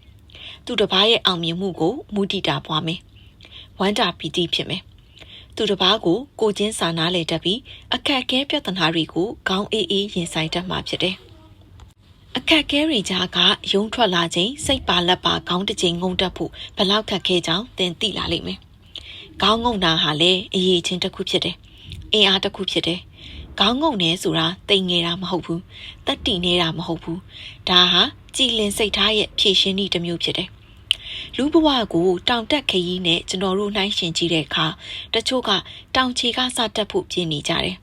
တချို့ကတောင်ကပန်းရောက်နေကြပြီတချို့ကတောင်ထိပ်ကိုအောင်မြင်တက်ရောက်နေကြပြီဒါပေမဲ့တောင်ရဲ့ဘယ်နေရာမှာပဲတင်ရောက်နေကိုတောင်ရဲ့အနှိမ့်ဆုံးနေရာမှာပဲထားရမယ်အမြင့်ဆုံးနေရာဆိုခဲ့ရင်တော့ခေါင်းငုံတက်ရမယ်ရှည်လျားတဲ့လူဘဝလန်ခရီးမှာခေါင်းကိုတိုက်မိနိုင်တဲ့အနေအထားမျိုးတွေတင်ကြုံတွေ့လာနိုင်မှာမှုဖြစ်တယ်။ခေါင်းငုံတက်တာဟာလည်းအရေးချင်းတစ်ခုဖြစ်တယ်။ခေါင်းလေးနည်းနည်းငုံလိုက်တာနဲ့တင်ဘဝခရီးလန်ပိုအယောင်ဆုံးကောင်းစုံလာပါလိမ့်မယ်။ကိုအောင်နိုင်ခြင်းကအကောင်းဆုံးဖြစ်ချင်ရင်သူတစ်ပါးထက်ပိုပေးဆက်ရမယ်။ပိုစွန့်လွတ်ရမယ်။အထီးကျန်တာကိုအရင်သိခံပါပြီးမှချန်ပီယံလုပ်ပါအကျင့်စရိုက်ကကန်ကျမကိုအဆုံးဖြတ်ပေးတဲ့ကျမကတယောက်တည်းကို့အတွေးနဲ့ကိုအေးအေးဆေးဆေးနေတတ်သူစိတ်တက်မှသူဖြစ်တယ်လူတချို့ကကျမကိုအထီးကျန်ချန်ပီယံလို့တင်စားကြတယ်ကျမရဲ့ငယ်စဉ်အိမ်မက်ကပကြီးစရာတူပါ3နှစ်အရွယ်တည်းကကျမပကြီးစားဆွဲခဲ့ပါတယ်အဲ့တုန်းကမိဘတွေအလုပ်သွားကြတော့အိမ်မှာတယောက်တည်းကြံခဲ့တဲ့ကျမကိုသူတို့စိတ်မချကြဘူးဒါနဲ့ကျမကိုအိမ်ထဲမှာတနေကုန်တော့ခတ်သွားကြတယ်ကျမလည်းအိမ်ထဲမှာစိတ်ငြိမ်နဲ့တနေကုန်ပကြီးဆွဲခဲ့တယ်အဲ့ဒီအချိန်ကစပြီးတယောက်တည်းတိတ်စိတ်နေတတ်တဲ့အကျင့်ကျမမှာပါခဲ့တယ်ကျမမှာတငယ်ချင်းများဆမရှိဘူးတငယ်ချင်းများရင်အပျော်ပါများမယ်အသွားလာများမယ်ကျမအကျင့်နဲ့တိတ်မကိုက်တယ်လို့ကျမရဲ့ဘောလုံးကျင့်ကျင်ကိုလည်းထိခိုက်စေခဲ့တယ်ကျမအိမ်မှာတယောက်တည်းနေပြီးစာအုပ်ဖတ်တယ်ဟာတာခါကြည့်တယ်မုံစားတယ်တခါတလေမီနဲ့ဈေးဝယ်ထွက်တယ်စိတ်ဖိအားများတဲ့အချိန်ယောဂကျင့်တယ်တယောက်တည်းစိတ်ငြိမ်ထိုင်ပြီးပေါ့ပါတဲ့တန်စင်တွေနဲ့စိတ်ဖိအားကိုလျှော့ချတယ်ဒါတွေဟာကျမရဲ့အားလက်ချိန်မှာကျမနှစ်သက်တဲ့အနားယူခြင်းတွေပါပဲအခုချိန်မှာပြန်တွေးကြည့်ရင်အေးဆေးသမားတွေကဘီလီယက်ကစားသမားဖြစ်ဖို့အရန်သင့်လျော်တယ်ဘီလီယက်ထိုးရင်အာယုံစူးစိုက်မှုရှိရတယ်တွေးတော့ရတယ်စိတ်ရှိရတယ်တည်ငြိမ်ရတယ်ဒါတွေအလုံးကျမမှာရှိတယ်ဒီကနေ့ကမှတယောက်တည်းထီနေနိုင်တဲ့သူရှားတယ်ဒါကြောင့်အထီးကျန်တာကိုအရင်သိခံပါပြီးမှဆရာတဆူလုပ်ပါကောင်းမွန်တဲ့စိတ်နေသဘောထားကအောင်မြင်ဖို့အတွက်မရှိမဖြစ်လိုအပ်ပါတယ်ကိုအောင်နိုင်ခြင်းကသူတစ်ပါးကိုအောင်နိုင်ခြင်းတဲ့အရေးကြီးတယ်တိတ်မကြခင်တုန်းကအမေရိကပြိုင်ပွဲတစ်ခုမှာကျမသွားရှင်ပြိုင်ခဲ့တယ်အမေရိကန်လက်ရွေးစင် Alexander Fisher နဲ့ရှင်ပြိုင်ရတဲ့ပွဲကိုကျမသက်မမိခဲ့ဘူးကမ္ဘာနံပါတ်1ဆိုတဲ့ဒီလက်ရွေးစင်နဲ့အရင်ကကျမ2ကြိမ်ရှင်ပြိုင်ခဲ့ဘူးတယ်တလှဲ့နိုင်တလှဲ့ရှုံးခဲ့တဲ့ရလက်ကဒီတစ်ခေါက်သူနဲ့ရှင်ပြိုင်ဖို့အတွက်ကျမကိုပေါ့ပါရှိစေခဲ့တယ်ပြိုင်ပွဲပြိုင်နေတော့2ယောက်စလုံးရှစ်မှတ်ညီနေချိန်အထိကျမဘက်ကအသာရနေခဲ့တယ်ဒါပေမဲ့ဒီလိုအခွင့်အရေးကိုကျမပိုင်နိုင်မဖမ်းချုပ်နိုင်ခဲ့ဘူးနောက်ပြီးအမေရိကန်မှာရှင်ပြိုင်တဲ့ပွဲဖြစ်လို့အမေရိကန်လူမျိုးတွေကသူတို့ရဲ့လက်ရွေးစင်ကိုပဲအနိုင်ရစေခြင်းခဲ့တယ်ဒီလိုနဲ့ကျမနောက်ဆုံးတစ်ချက်ထိုးကန်ဒီမှာအစီအစဉ်မှုကပြိသက်တွေကိုပြိုင်ပွဲကနေထွက်ခွာနိုင်ပြီဖြစ်ကြောင်းကြေညာတယ်အဲ့ဒီမှာကွင်းပတ်လေကပြိသက်တွေလှုပ်ရှားနဲ့နေရာကခွာကြတယ်ဒီလိုရှုပ်ထွေးတဲ့လှုပ်ရှားမှုတွေကကျမရဲ့အာယုံကိုလာနောက်တယ်နောက်ဆုံးအသာစီးအနိုင်ရမယ့်ပွဲမှာကျမရှုံးသွားခဲ့တယ်ပွဲပြီးတော့ကျမအယမ်းဝမ်းနေမိတယ်ကမ္ဘာအဆင့်1လက်ရွေးစင်နဲ့နောက်ဆုံးရှင်ပြိုင်ပွဲမှာကျမရဲ့မှားယွင်းချက်ကြောင့်ကျမသူ့ကိုမနိုင်ခဲ့ဘူးကျမခွင့်မလွတ်နိုင်ခဲ့ဘူးအဲ့ဒီညမှာကျမလုံးဝအိမ်မပျော်ခဲ့ဘူးဖေစီဖုန်းဆက်ပြီးဒီကစားပွဲကိုကျမတသက်မှတ်ထားမယ်လို့ပြောခဲ့တယ်အိမ်လိုမရခဲ့တဲ့ကျမပုံမြင်တစ်ပုဒ်ကိုထပ်လောင်းတွေးနေမိတယ်အဲ့ဒီပုံမြင်ကကောင်မလေးတစ်ယောက်ဟာကမ်းမမြင်လက်မမြင်နဲ့နွန်တော်ထဲမှာလမ်းလျှောက်နေခဲ့တယ်လမ်းပြောင်းနေခဲ့သည့်တိုင်ထက်မြက်တဲ့ကောင်မလေးကမထိတ်လက်မတုံ့လှုပ်ခဲ့ဘူးသူထားခဲ့တဲ့ခြေရာအတိုင်းငကူနေရာစီရောက်အောင်ပြန်လာခဲ့ပြီးလမ်းသစ်ကိုရှာခဲ့တယ်နောက်ဆုံးမှာအဆုံးမရှိတဲ့နွန်တော်ထဲကနေသူရအောင်ထွက်နိုင်ခဲ့တယ်ဒီပုံမြင်ကကျမကိုထပ်တဖန်ထိုးဆွနေခဲ့တယ်တိုင်ပွဲတစ်ခုရှုံးသွားပေမဲ့အဲ့ဒီတိုင်ပွဲထဲကနေအမှားအယွင်းနဲ့လိုအပ်ချက်တွေကိုရှာနိုင်ခဲ့ရင်အသက်တဖန်ပြန်စားနိုင်တဲ့အင်အားကိုရစေပါတယ်လူဘဝမှာအရာရာကအမြဲတမ်းအဆင်ပြေနေမှာမဟုတ်ဘူးကိုလျှောက်ခဲ့တဲ့လမ်းမှာခြေရာလေးတွေချမ်းပြီးလမ်းပြောက်တဲ့အခါစမှတ်ကိုရှာနိုင်ရင်ရပါပြီဒီလိုအဖြစ်ပြက်နေကြုံပြီးနောက်လူတွေဟာကိုအောင်နိုင်ခြင်းကသူတစ်ပါးကိုအောင်နိုင်ခြင်းထက်ပိုအရေးကြီးတယ်ဆိုတာကိုကျမနားလည်ခဲ့ရတယ်အပင်ပန်းခံတာထိတ်ဆုံးရောက်ဖို့ကျမမိတ်ဆွေတွေကကျမကို စီယိုတင်းပန်ဒီနေ့ဒီလိုအောင်မြင်လာမှာကိုမျှော်လင့်ခဲ့ပြီးသားပါလို့ပြောကြတယ်။ကျမရဲ့ပေးဆက်မှုတွေကတခြားလူတွေနဲ့ဆိုင်ရင်နှိုင်းပြလို့မရမှန်းသူတို့သိထားလို့ဖြစ်တယ်။ကျမအသက်15နှစ်မှာဖေရဲ့အားကစားရုံမှာဘောလုံးကျင့်နေခဲ့ပြီ။အဲ့ဒီအားကစားရုံမှာကျမ4နှစ်ကြာခဲ့တယ်။အားကစားရုံရဲ့ဘေးအိမ်လေးတစ်လုံးထဲမှာတယောက်အိတ်ကတင်လေးတစ်လုံးနဲ့အဝတ်ဖြူတို့တစ်ခုကကျမရဲ့ပိုင်ဆိုင်သမျှတွေဖြစ်တယ်။အဲ့ဒီ4နှစ်အတွင်းမှာဖေကကျမကိုဘောလုံးကျင့်ချိန်တစ်နှစ်8နာရီကနေ12နာရီထိရှိရတယ်။တစ်ပတ်မှာနေ့တစ်ဝက်ပဲအားလက်ချိန်ရှိရမယ်လို့တမဏိစီကံချထားတယ်။ကျမဖျားလို့မနက်စီကံသွားရင်ညနေအားကစားရုံသွားပြီးတနေ့စာကိုပြန်ကျင့်ရတယ်။အရင်ကကျမတို့အရန်ကြက်တယ်။ကျမပြိုင်ပွဲရှိတိုင်းဖေအမြဲလိုက်တယ်။ပီကင်းမြို့အထိကျမတို့ရထားစီသွားရတယ်။ပီကင်းရောက်တော့ပတ်စံမရှိတာနဲ့ဈေးအပေါ်ဆုံးမြေအောက်ထက်မှာကျမတို့သားဖအခန်းငှအိတ်ကြတယ်။မြေအောက်ထက်ကစွတ်ဆူမှောင်မဲနေတော့တကားဖွင့်တာနဲ့စူးစူးဝါးဝါအနံ့တွေရတယ်။ပထမအချိန်ကျမပူဆွဲတော့စုကြည်4000ယွမ်ရတယ်။ဒီငွေလေးနဲ့ကြာရက်တည်နိုင်အောင်ဘဲခင်တစ်ချမ်းလေးပဲဝယ်ပြီးကျမတို့ခုံပြုတ်နိုင်ခဲ့တယ်။ငွေကြိုင်နဲ့ဘဲခင်တစ်ချမ်းလေးကိုကြည့်ပြီးကျမငိုမိတယ်။ဒါရီအားလုံးကိုကျမသီးခံနိုင်ခဲ့ပါတယ်။ကျမအသက်15နှစ်ဘောလုံးစကျင့်ချိန်ဖေစကားတခွန်းပြောခဲ့တယ်။အကောင်းဆုံးဖြစ်ချင်ရင်သူတစ်ပါးထက်ပူပေးဆက်ရမယ်။ပူစွန့်လွတ်ရမယ်တဲ့။အရင်အနှုန်းကဖေဟာနိုင်ငံကိုစားပြုဘောလုံးသမားဘတ်စကတ်ဘောတိုင်လူကြီးတအုပ်ဖြစ်ခဲ့တယ်။နောက်တော့စဖိုမှုလုပ်တယ်။အကောင်းဆုံးစဖိုမှုအဖြစ်သတ်မှတ်ခံခဲ့ရတယ်။မလုပ်ချင်မလုပ်နဲ့လုပ်ပြီးဆိုရင်ပရမစ်ထိတ်ကလူဖြစ်အောင်လုပ်လို့ကျမကိုဖေကသူ့လူဖြစ်ဖို့မျှော်လင့်ခဲ့တယ်။ဒီလိုရည်မှန်းချက်ကိုအကောင့်ထဲပေါ်ဖို့တခြားသူ3နာရီကျင့်တဲ့ဘောလုံးကိုကျမပူကျင့်ဖြစ်ခဲ့တယ်။ဒါမှသူတစ်ပါးကိုကြော်လွန်နိုင်မယ်။ဒီလိုအပင်ပန်းမခံနိုင်ရင်ဒီလမ်းကိုခတ်စောစောစွန့်ပြီးတခြားလမ်းကိုရွေးချယ်တဲ့တယ်။ဒါပေမဲ့ဒီလမ်းကိုရွေးပြီးဆိုမှတော့လူတိုင်းကအောင်မြင်ချင်တာကြီးပဲ။အပင်ပန်းခံတာကအောင်မြင်ဖို့အတွက်အခြေခံလိုအပ်ချက်ဖြစ်တယ်။အပင်ပန်းတန်ကိုခံနိုင်ခဲ့တဲ့လူကချိုမိန်နဲ့အောင်မြင်ခြင်းအသီးပွင့်ကိုစားရမှာအေကံမလွဲပါဘူး။အမည်စီယိုတင်းဖန်အခြားအမည်9 ball champion မွေးတက်ဂရိ1982ခုနှစ်ဖေဖော်ဝါရီ25ရက်ကိုစားပြုနိုင်ငံတရုတ်အရက်160စင်တီမီတာစီယိုတင်းပန်ရရှိခဲ့တဲ့ဆုများ1998ခုနှစ် European Cup အမျိုးသမီးပထမဆု2002ခုနှစ်အာရှ number 1 cup အမျိုးသားအမျိုးသမီးတွဲပထမဆုဂျပန်အိုဆာကာ35ကြိမ်မြောက်အမျိုးသမီးပထမဆု2004ခုနှစ်ကမ္ဘာအမျိုးသမီး9 ball ပြိုင်ပွဲတတိယဆု2005ခုနှစ်ဂျပန်9 ball championship အမျိုးသမီးပထမဆုကြာရှုံးခြင်းရဲ့အခြားတစ်ဖက်မှာကြာရှုံးခြင်းထဲမှာလဲကျမသွားမချင်းအောင်မြင်ခြင်းပန်းတိုင်ကအလံမဝေတော့ပါဘူးအမေရိကအတလန်တာပြည်နယ်မှာ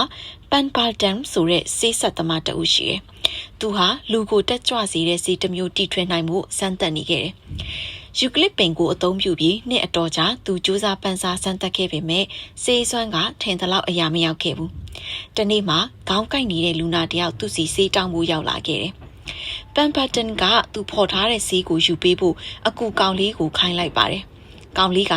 ဆေးထဲကိုရေထည့်ရမယ်စားမှားပြီးစော်ရာရည်တွေထည့်လိုက်မိတယ်။ဒါကိုလူနာတောက်ပြီးမှတီးလိုက်ကြတယ်။ဆေးမှားပြီးမိတာကြောင့်လူတိုင်းထိတ်လန့်ခဲ့ကြတယ်။ဒါပေမဲ့ဆေးမှားတောက်မိတဲ့လူနာဟာဘာမှမဖြစ်တဲ့အပြင်ထူးထူးဆန်းဆန်းသူ့ရဲ့ခေါင်းကိုက်ဝေဒနာလည်းတော်တော်သက်သာသွားတာကိုတွေ့လိုက်ရတယ်။အဖြစ်ပြက်ပြီးနောက်ရက်အနည်းငယ်ကြာမှပန်ပါတန်အကြံတစ်မျိုးရလိုက်တယ်။သူကအုံနောက်ဆေးတွေကိုစော်ဒါရည်နဲ့ရောပြီးစမ်းသပ်မှုတစ်ခုလုပ်လိုက်တယ်။စမ်းသပ်ချက်မှာအဲ့ဒီအရည်တွေဟာမွေးပြီးတောက်ချင်စပွဲဖြစ်တယ်လို့စိတ်တက်ကြွစေကြောင်းတွေးရှိလိုက်တယ်။အစစ်စစ်စမ်းသပ်မှုတွေပြုလုပ်ပြီးနောက်ဆုံးမှာကိုကာကိုလာဆိုတဲ့အချိုရည်ကိုတီထွင်နိုင်ခဲ့တယ်။ဆေးကနေအချိုရည်ဖြစ်လာခဲ့တဲ့ကိုကာကိုလာဟာနောက်ဆုံးမှာကဘာနှံ့ပြန်ခဲ့တယ်။ငါတို့ရဲ့ခွန်အားနဲ့အချိန်တော်တော်များများကိုငါတို့ဖြုံးတီးလိုက်ကြပြီ။အကျိန်2000စမ်းသပ်တာတောင်အလင်းပေးဝါယာincandescent wire ကိုလုံနိုင်တဲ့ပစ္စည်းကိုငါတို့ရှာမတွေ့ခဲ့ဘူးလို့ Edison ရဲ့အကူတယောက်က Edison ကိုပြောပါတယ်။မဟုတ်ဘူးအလင်းပေးဝါယာမလုံနိုင်တဲ့ပစ္စည်း2000မျိုးကိုငါတို့သိလိုက်ရတာပါ။ဒီလိုစိတ်ဓာတ်မျိုးကြောင့်နောက်ဆုံးမှာ Edison ဟာ tungsten wire နဲ့လျှက်စစ်မီကိုတီထွင်နိုင်ခဲ့ပြီးလူသမိုင်းကိုပြောင်းလဲနိုင်ခဲ့တယ်။ကြာရှုံးခြင်းဆိုတာအောင်မြင်ခြင်းရဲ့အလှကားတစ်ဖြစ်တယ်။ကြာရှုံးတာမရှိရင်အခက်ခဲနဲ့ရင်မဆိုင်ဘူးရင်ကြီးမြတ်တဲ့အောင်မြင်ခြင်းဆိုတာလည်းမရှိနိုင်ဘူးကျွန်တော်လောက်သက်ကအနှစ်30ရှိနေပြီဗျာ ခမည်းယာဒူတိုးပေးလိုက်တဲ့လူတိုင်းထက်ကျွန်တော်အတွေ့အကြုံရှိတယ်လို့ယာဒူအတိုးမခံရသူတဦးကညှိထွားတယ်မဟုတ်ဘူးခမည်းမှာအတွေ့အကြုံတစ်နှစ်ပဲရှိသေးတယ်ကို့အမှားထဲကနေခမည်းဘာသင်ခန်းစာမှမရခဲ့ဘူးပထမဆုံးတစ်နှစ်လောက်ခဲ့တဲ့အမှားကိုပဲခမည်းထပ်တလဲလဲပြန်လုပ်နေတယ်လို့စစ်သူကြီးကပြောပါတယ်မှားယွင်းခြင်းနဲ့ကြာရှုံးခြင်းဆိုတာအောင်မြင်ခြင်းစီကိုသွားတဲ့လှေကားတစ်တွေဖြစ်တယ်အောင်မြင်မှုတိုင်းမှာကြာရှုံးခြင်းရှိတယ်ကြာရှုံးခြင်းတိုင်းကအောင်မြင်ခြင်းစီတက်လှမ်းတဲ့လှေကားတစ်ဖြစ်တယ်ထက်မြက်သူအောင်မြင်သူတွေအောင်မြင်ရတာကသူတို့မှာအောင်မြင်ခြင်းလျှို့ဝှက်ချက်တွေရှိလို့မဟုတ်ဘူးကြာရှုံးခြင်းနဲ့ရင်ဆိုင်ရသည့်တိုင်သူတို့မငြီးမတွားလက်မလျှော့ခဲ့ကြလို့ဖြစ်တယ်အောင်မြင်ခြင်းနဲ့ကြာရှုံးခြင်းမှာမပြတ်နိုင်တဲ့စီးတွေချာမထားဘူးအောင်မြင်ခြင်းကကြာရှုံးခြင်းရဲ့အစွန်းမှရှိတယ်ကြာရှုံးခြင်းကအောင်မြင်ခြင်းရဲ့မိုးတောက်နေဖြစ်တယ်ကြာရှုံးချိန်များလေအောင်မြင်ခြင်းနဲ့နီးကပ်လေးဖြစ်တယ်အောင်မြင်ခြင်းဆိုတာကြာရှုံးခြင်းပြီးမှရောက်လာတတ်သူဖြစ်တယ်ကြာရှုံးခြင်းဆိုတာဘဝရဲ့အစိတ်ပိုင်းတစ်ခုတည်းကတစ်ခုပါကြာရှုံးခြင်းရှိမှတိုးတက်လို့စိတ်ရှိမယ်စူးစမ်းလို့စိတ်ရှိမယ်အသက်ဖန်ဆင်းလို့စိတ်ရှိမယ်ကြာရှုံးခြင်းပြီးမှရောက်လာတတ်သူဖြစ်တယ်ကြာရှုံးခြင်းဆိုတာဘဝရဲ့အစိတ်ပိုင်းတစ်ခုတည်းကတစ်ခုပါကြာရှုံးခြင်းရှိမှတိုးတက်လို့စိတ်ရှိမယ်စူးစမ်းလို့စိတ်ရှိမယ်အသက်ဖန်ဆင်းလို့စိတ်ရှိမယ်ကြာရှုံးခြင်းထဲမှာလဲကျမသွားမချင်းအောင်မြင်ခြင်းပန်းတိုင်ကအလံမဝေတော့ပါဘူးမလိုအပ်တဲ့ဝင်တုပ်တွေကိုလွှတ်ချခဲ့ပါလူဘဝမှာဖယ်ရှားလို့မရနိုင်တဲ့ဝင်တုပ်ဝင်ပိုးများစွာရှိတယ်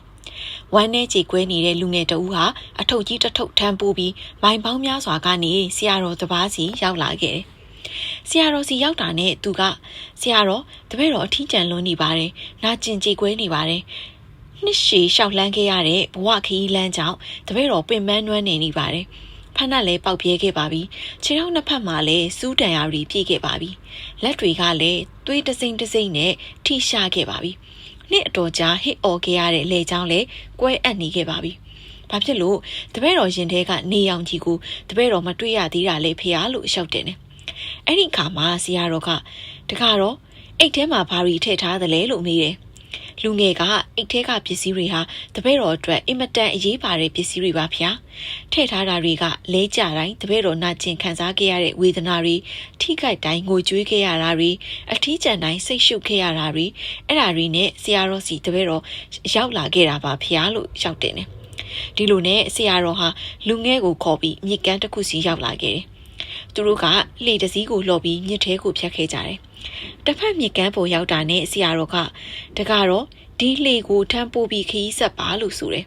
ဒါကိုလူငယ်ကတအံ့တော်နဲ့လှေကိုထမ်းပြီးခီးဆက်ရမယ်ဒီလောက်လေးတဲ့လှေကိုတပည့်တော်ဘယ်ထမ်းပိုးနိုင်မှလဲဖေဟာလို့ပြန်မိတယ်ဟုတ်ပါတယ်ဒီလှေကိုတကမထမ်းပိုးနိုင်ပါဘူးဆရာတော်တို့မြစ်ကိုဖြတ်တော့လှေကိုအသုံးပြုခဲ့ကြတယ်တစ်ဖက်ကမ်းရောက်တာနဲ့လှေကိုထားခဲ့ပြီးခီးဆက်ကြတယ်တကယ်လို့မထားခဲ့ရင်အဲ့ဒီလေဟာဆရာတော်တို့အတွက်ကြီးလေးတဲ့ဝင်တော့ဝင်ပိုးဖြစ်သွားပြီနာကျင်တာတွေအထီးကျန်တာတွေဝမ်းနဲ့ကြေကွဲတာတွေမျက်ရည်တွေဒါတွေဟာလူဘဝအတွက်အသုံးဝင်ပါတယ်ဘဝကိုတိုးတက်ကြိုးစားစေတဲ့အရာတွေပါဒါပေမဲ့ဒါတွေကိုမမေ့ပဲတန်တဆွဲလန်းနေရင်တော့ဒါတွေဟာဘဝရဲ့ဝင်တော့ဝင်ပိုးတွေဖြစ်သွားတော့တယ်ဒါကြောင့်ဒါတွေကိုလွှတ်ချပါဘဝကိုဝင်တော့ဝင်ပိုးတွေနဲ့မလေးလံပါစေနဲ့လူငယ်ဟာဆရာတော်မိန့်ကြားတဲ့အတိုင်းကြီးလေးတဲ့အိတ်ကိုချပြီးခီးဆက်ခဲ့တယ်ဒီတစ်ချိန်မှာသူ့ရဲ့ခြေလမ်းတွေဟာတွက်လက်ပေါ်ပါလာတာကိုခံစားမိတယ်အရင်ကထက်သူပိုပျော်ရွှင်လာခဲ့တော့တယ်ဘဝမှာစိတ်ဖိစီးမှုတွေများတယ်စိတ်ရှုပ်စရာတွေများတယ်မပျော်ရွှင်ဘူးလို့ကျမတို့မကြာခဏခံစားကြရတယ်ဒါဟာမလိုအပ်တဲ့ဝင်တုပ်တွေကိုကျမတို့ရဲ့စိတ်ကထမ်းပိုးထားလို့ဖြစ်တယ်ဒါတွေဟာကျမတို့ရဲ့အလုပ်ကိုင်းနေ့စဉ်ဘဝကိုပင်ပန်းနွမ်းနေစေပါတယ်တကယ်လေလူဘဝမှာဖယ်ရှားလို့မရနိုင်တဲ့ဝင်တုပ်ဝင်ပိုးများစွာရှိတယ်ဒီဝင်တုပ်ဝင်ပိုးတွေထဲမှာမလိုအပ်တာတွေလည်းပါတယ်လွန်ကဲတဲ့လူချင်းတောင်းတမှုတွေတောင်းဆိုမှုတွေဒါမှမဟုတ်စိုးရိမ်ပူပန်မှုတွေကဒီဝင်တုပ်တွေကိုပိုလေးလံစေပါတယ်ပိုရှမ်းနေတဲ့မလိုအပ်တဲ့ဝင်တုပ်တွေကိုလွှတ်ချလိုက်ပါဘဝဟာရိုးရှင်းပြီးတက်တောင့်တက်တာဖြစ်သွားတာကိုခံစားမိပါလိမ့်မယ်စာရေးဆရာတဦးကဒီလိုရေးခဲ့ဘူးတယ်ဘဝမှာမလိုအပ်တဲ့ထမ်းမထားနိုင်တဲ့ဝင်တော့ဝင်ပိုးတွေကိုဆိုင်ရာစီလွှဲထားလိုက်ပါငွေကြေးကိုဘဏ်စီလွှဲထားလိုက်ပါ မေးလျှော့တတ်တဲ့အရာကိုမှတ်စုစာအုပ်စီလွှဲထားလိုက်ပါလှုပ်ရှားအလုပ်ကိုတာဝန်ရှိတဲ့ဝန်ထမ်းတွေစီလွှဲထားလိုက်ပါကြိုတင်ခန့်မှန်းမသိနိုင်တဲ့အနာဂတ်ကိုကံကြမ္မာစီလွှဲထားလိုက်ပါဒီနေ့မပြီးဆုံးနိုင်တဲ့ကိစ္စကိုမနှက်ဖြန်စီလွှဲထားလိုက်ပါစိတ်ရှုပ်စရာကိုအလိုလိုပျောက်သွားနိုင်တဲ့ခံစားချက်စီလွှဲထားလိုက်ပါအရွယ်ရောက်ကလေးတွေရဲ့ဖွံ့ဖြိုးတိုးတက်မှုကိုသူတို့ကိုယ်တိုင်ထမ်းဖို့လွှဲထားလိုက်ပါပူရှန်နဲ့လွမ်းဆွမှုတွေကိုမျက်စိရှိကတိမ်လွှာရီစီလွှဲထားလိုက်ပါတီးမခံနိုင်တဲ့အရာစိတ်ထိခိုက်စရာတွေကိုအတွင်းတိတငယ်ချင်းတွေစီလွှဲထားလိုက်ပါချစ်သူရဲ့ဂရုသစ္စာတွေကိုချစ်သူကိုယ်တိုင်ထိန်သိမ်းဖို့လွှဲထားလိုက်ပါမိမိရဲ့အပြုအမူသဘောထားတွေကိုတခြားသူအဖိုးဖြတ်ဖို့လွှဲထားလိုက်ပါမိမိနဲ့မဆိုင်တဲ့အရာတွေကိုဖျားသခင်စီလွှဲထားလိုက်ပါအနာဂတ်အတွက်တွေးပူတဲ့ကိုယ့်အပူကိုအနာဂတ်စီလွှဲထားလိုက်ပါပင်ပန်းနှွမ်းနေခဲ့တဲ့လန်ခီးကိုရေချိုးတန့်စင်ဖို့လွှဲထားလိုက်ပါစိတ်ပင်ပန်းမှုတန်တွေကိုနှစ်ချိုက်တဲ့အနာယူခြင်းစီလွှဲထားလိုက်ပါမနှက်ပြန်အတွက်ရိတ်သိမ်းမှုကိုဒီကနေ့ရဲ့စူးစမ်းမှုစီလွှဲထားလိုက်ပါချစ်သူခင်သူဆုံးရှုံးရတဲ့ဝေဒနာကိုအလိုလိုမေ့လျှော့မေ့ပြောက်သွားနိုင်မဲ့အချိန်စီလွှဲထားလိုက်ပါရင်ဘတ်ထဲကမြေရိုင်းကိုမကြာခဏတန်ရှင်းပြုပြင်ပါမလိုအပ်တဲ့ဝင်တော့ဝင်ဘူးတွေကိုလွတ်ချခဲ့ပါနေ့စဉ်ဘဝကိုဖွံ့ဖြိုးတဲ့အားအင်တွေနဲ့ပျော်ပျော်ရွှင်ရွှင်ကျမတို့ရှင်သန်နိုင်ကြပါတယ်တားချစ်အတွက်ပေးစာဘာအကြောင်းပဲဖြစ်ဖြစ်အတောင်ပံဖြန့်ပြီးဘဝကိုပွေးဖက်ပါတားချစ်ဇက်တားအသက်အခုမှ3နှစ်ပဲရှိသေးတော့တားစာမဖတ်တတ်သေးဘူးဒီစာထဲမှာတားကိုဖေဖေပြောပြခြင်းတဲ့အကြောင်းအရာတွေကိုတားပို့လို့နားလည်သေးမှာမဟုတ်ဘူးဒါပေမဲ့တားရင်ဆိုင်ကြုံတွေ့လာရမယ့်ဘဝနဲ့ဖေဖေရဲ့ဘဝအခြေအနေဖေဖေတင်ခဲ့တာတွေဒါတွေကိုဖေဖေချင်းယူပြီးတွေ့တော့ခဲ့တယ်။တားရင်ဆိုင်ကြုံတွေ့လာရမယ့်အခက်အခဲတွေကိုကြိုတင်ပြင်ဆင်နိုင်ဖို့ဖခင်တဦးဖြစ်တဲ့ဖေဖေမှာတာဝန်ရှိတယ်လို့ဖေဖေထင်တယ်။စာထဲကအကြောင်းအရာကိုဒီကနေ့တားနားလည်သေးမှာမဟုတ်ဘူး။ဒါပေမဲ့တစ်ချိန်ချင်းတားကြီးပြင်းလာတဲ့အခါဖေဖေမျှဝေခဲ့တဲ့အကြောင်းအရာတွေထဲကနေအသိပညာနဲ့တန်ဖိုးတချို့ကိုတားရှာတွေ့နိုင်မယ်လို့ဖေဖေမျှော်လင့်နေတာ။တားသက်ငယ်သေးတယ်ဘဝကတားကိုစမဖြတ်စည်းသေးဘူး။တားရဲ့ဘဝခရီးလမ်းပေါ်ကိုစိတ်ပြတ်ခြင်းကြေကွဲခြင်းအထီးကျန်ခြင်းရုန်းကန်ခြင်းနာကျင်ခြင်းတွေနဲ့မကင်းကျင်ထားသေးဘူး။ရင်းငွေ့စရာကောင်းတဲ့ကာလကြာအလုပ်တွေနဲ့နေ့စဉ်ဘဝရိုင်းနှက်ချက်တွေကတားကိုလက်ပန်းမကျစေသေးဘူး။ဒီအတွက်ကျေးဇူးတင်ပါဒီဘဝရဲ့အလှဆုံးအဆင့်တစ်ဆင့်မှာဒါရောက်နေပါတယ်ဒီလိုလှပတဲ့အဆင့်တွေကိုဘဝမှာဒါကြုံတွေ့ရအောင်ပါဒါပေမဲ့ဒါတွေကိုလွယ်လွယ်မရနိုင်ဘူးသားထိုက်တဲ့တန်ဖိုးနဲ့စွန့်စားမှုတွေကိုပေးဆက်မှရနိုင်လိမ့်မယ်ဖေဖေမျှဝေပေးမဲ့ဖေဖေတင်ယူခဲ့တဲ့အကောင်းဆုံးအရာတွေကသားရဲ့ဘဝခရီးလမ်းကိုအထောက်အကူပြုလိမ့်မယ်လို့ဖေဖေမျှော်လင့်နေတာအကြံဉာဏ်တွေကိုတော့အစာပလာဟင်းခတ်အမွှေးကြိုင်လို့ပဲသဘောထားလိုက်ပါဘာဖြစ်လို့လဲဆိုတော့ဖေဖေနဲ့တင့်တော်တယ်ဆိုတိုင်းသားနဲ့အသုံးတဲ့နိုင်မှာမဟုတ်ဘူးလေဘဝကရက်ဆက်နိုင်တယ် Life can be cruel သားရဲ့ဘဝထဲမှာမကောင်းသူတွေလည်းရှိနိုင်တယ်သူတို့နဲ့အသွေးမတူးလို့ဒါမှမဟုတ်ဒီထက်ကောင်းတဲ့အကြောင်းပြချက်မရှိလို့ဆိုပြီးသားကိုသူတို့ကဲ့ရဲ့လှောင်ပြောင်ကြလိမ့်မယ်သားကိုသူတို့အနိုင်ကျင့်ကောင်းကျင့်မယ်ဒါမှမဟုတ်ထိခိုက်နာကျင်စေအောင်လုပ်မယ်ဒီလိုလူမျိုးတွေနဲ့တင့်မြတ်အောင်နေဖို့တင်ယူယုံမှတပါတားမှတခြားလုပ်နိုင်တာမရှိတော့ဘူးသားတပြိုင်တည်းမှာပဲတငယ်ချင်းအပေါင်းအသင်းတွေကိုသားရွေးတတ်ရမယ်သားပေါ်တကယ်ကျင်နာတဲ့သူသားကိုတကယ်ဂရုစိုက်သူတွေသားပေါ်ကောင်းတယ်လို့သားထင်တဲ့လူတွေကိုတငယ်ချင်းလုပ်ပါအဲ့လိုတငယ်ချင်းမျိုးသားရှာတွေ့ရင်ဒီခင်မင်မှုကိုခိုင်ခိုင်မာမာစုပ်ကင်ထားပါသူတို့ကိုတန်ဖိုးထားပါသူတို့နဲ့အတူနေဖို့အချိန်ပေးပါသူတို့အပေါ်ကောင်းပါချစ်မြတ်လို့ပါတခါတလေမှအောင်မြင်မှုအစားစိတ်ပြတ်အားငယ်တာတွေနဲ့သားကြုံတွေ့ရလိမ့်မယ်ဘဝဆိုတာသားဖြစ်ချင်တဲ့အတိုင်းအမြဲတမ်းအစဉ်ပြေချုံးဝင်နေမှာမဟုတ်ဘူးဒါဟာနောက်ထပ်သားတင်ယူဆက်ဆံရမယ့်အရာပါဒီအရာတွေကသားကိုကြောင်းနဲ့ထဲတွန်းချနေသည့်တိုင်သားတောင့်ခံပြီးရှေ့ဆက်ရမယ်စိတ်ပြတ်အားငယ်ခြင်းတွေကိုလက်ခံပြီးကြန့်ခိုင်ခြင်းကိုတင်ယူရမယ်မထင်မှတ်ပဲကြားရောက်နိုင်တဲ့အန္တရာယ်တွေကိုမမှုပဲသားရဲ့စိတ်ကူးအိမ်မက်ကိုအကောင့်ထဲပေါ်နိုင်ရမယ်အပြတ်သဘောကိုအပြုတ်သဘောအဖြစ်ပြောင်းလဲတတ်ဖို့သင်ယူနိုင်ရမယ်အဲ့ဒီနောက်မှာတော့ဘဝရဲ့အကောင်းဆုံးတွေကိုသားလုံနိုင်ပါလိမ့်မယ်သားဘဝမှာသားချစ်တဲ့ချစ်သူရဲ့အသေးခွဲခြင်းဆွန့်လွတ်ခြင်းတွေကိုသားခံရလိမ့်ဦးမယ်ဒီလိုကိစ္စမျိုးနဲ့သားမကြုံတွေ့ရဖို့ဖေဖေမျှော်လင့်ပါတယ် တကယ်လို့ကြုံလာခဲ့ရင်ရွေးချယ်ခွင့်မရခဲ့ရင်လည်းနောက်တစ်ချိန်တန်ရာတွေကိုဖြည်းဖြည်းချင်းကူစားပြီးဘဝလမ်းကိုသားဆက်လျှောက်ပါပိုကောင်းတဲ့ဘဝလမ်းကိုရောက်ဖို့ဒီတန်ရာဒီနာကျင်မှုတွေကိုလမ်းခင်းကြောက်လို့သဘောထားပြီးမိမိကိုယ်ကိုကြန့်ခိုင်တမ်းမာဖို့သင်ယူပါဘာအကြောင်းပဲဖြစ်ဖြစ်အတောင်ပံဖြန့်ပြီးဘဝကိုပွေဖက်ပါ but be open to life anyway ဟုတ်ပါတယ်ဘဝခီးလန်းတစ်လျှောက်မှာရက်ဆက်မှုတွေဆင်းရဲဒုက္ခတွေနဲ့သာကြုံတွေ့နိုင်ပါတယ်ဒါပေမဲ့ဒီအရာတွေကြောင့်လက်ဆက်တဲ့အသစ်အဆန်းတွေကိုသာမငင်းပယ်မိပါစေနဲ့ဘဝကိုအရှုံးမပေးနဲ့မပုံးရှောင်နဲ့ကိုမပိတ်လောင်နဲ့အသစ်အဆန်းတွေကိုပွေဖက်ပါအတွေ့အကြုံသစ်ကိုယူပါမိတ်ဆွေသစ်တွေကိုလက်ခံပါဒါစိတ်ချင်းအသေးကွဲကောင်းကွဲလိမ့်မယ်ဒါပေမဲ့17ချိန်မြောက်မှာအကောင်းဆုံးမိန်းကလေးကိုသာတွေ့နိုင်တယ်တကယ်လို့အသေးကွဲလို့ဆိုပြီးအချစ်ရတကားအပြင်ဘက်မှာကိုပိတ်လောင်တော့ခတ်ထားရင်အဲ့ဒီမိန်းကလေးနဲ့ဘဝမှာအပျော်ဆုံးအချိန်တွေကိုသာလက်လွတ်သွားလိမ့်မယ်ဒါကြုံတွေ့ခဲ့ရတဲ့သူတွေရဲ့အလောင်ပြောင်အနိုင်ကျင့်တာကိုသာခံရကောင်းခံရလိမ့်မယ်ဒီလိုကိုယ့်ရုပ်ကာယနိုင်တဲ့လူတဒါစင်လောက်နဲ့တွေ့ကြုံပြီးရင်စစ်မှန်တဲ့တငယ်ချင်းကောင်းတစ်ယောက်ကိုသာတွေ့ပါလိမ့်မယ်တကယ်လို့တငယ်ချင်းမိတ်ဆွေတစ်တွေနဲ့တာမပေါင်းသင်ဘူးပွင့်လင်းလင်းမရှိဘူးဆိုရင်ဒါထိခိုက်နာကျင်ရလိမ့်မယ်မဟုတ်ဘူးဒါပေမဲ့တပြိုင်တည်းမှာပဲတားဘဝမှာအခက်ခဲကြုံချင်းဒါကိုကူညီဖေးမှပေးမဲ့သူတားဘဝအတွက်အလှဆုံးအချိန်ကိုတည်ဆောင်လာပေးမဲ့သူဒီလိုမယုံနိုင်စရာလူတချို့နဲ့ခင်မင်ရင်းနှီးဖို့အခွင့်အရေးကိုတော့ဒါဆုံးရှုံးသွားရလိမ့်မယ်အကြိမ်မောင်းများစွာဒါရှုံးနှိမ့်ဖို့ခွင့်ပြုလိုက်ပြီးစက်မကြိုးစားခဲ့တော့ရင်ပြီးမြောက်အောင်မြင်ခြင်းနဲ့အထွတ်ထိပ်ကအောင်မြင်ခြင်းရဲ့အရာတာမျိုးကိုဒါခံစားရလိမ့်မယ်မဟုတ်ဘူးရှုံးနှိမ့်ခြင်းဆိုတာအောင်မြင်ခြင်းရဲ့အလှကားတစ်ပါသားဘဝဆိုတာပြိုင်ပွဲမဟုတ်ဘူး Life isn't a competition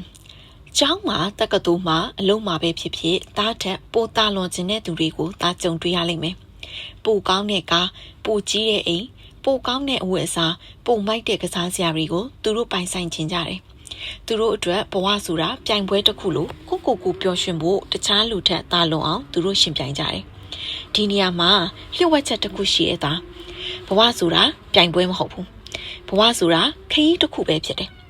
တကယ်လို့ဒီခရီးမှာတခြားသူတဘောကြဖို့ပဲလုပ်မယ်တခြားသူထက်တာလွန်ဖို့ပဲလုပ်မယ်ဆိုရင်ဒီခရီးကိုသာဖြုံးတီးနေမိပြီ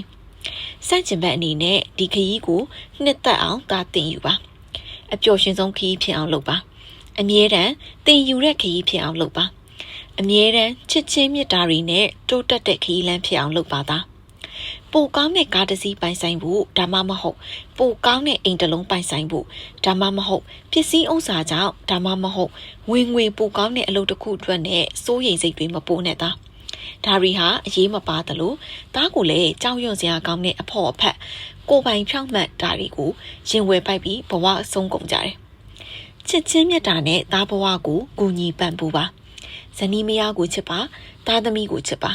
မိဘတငယ်ချင်းပေါင်းတဲ့တွေကိုနှလုံးသားနဲ့အရင်ခံပြီးချစ်ပါသူတို့လိုအပ်တာတွေကိုပေးပါ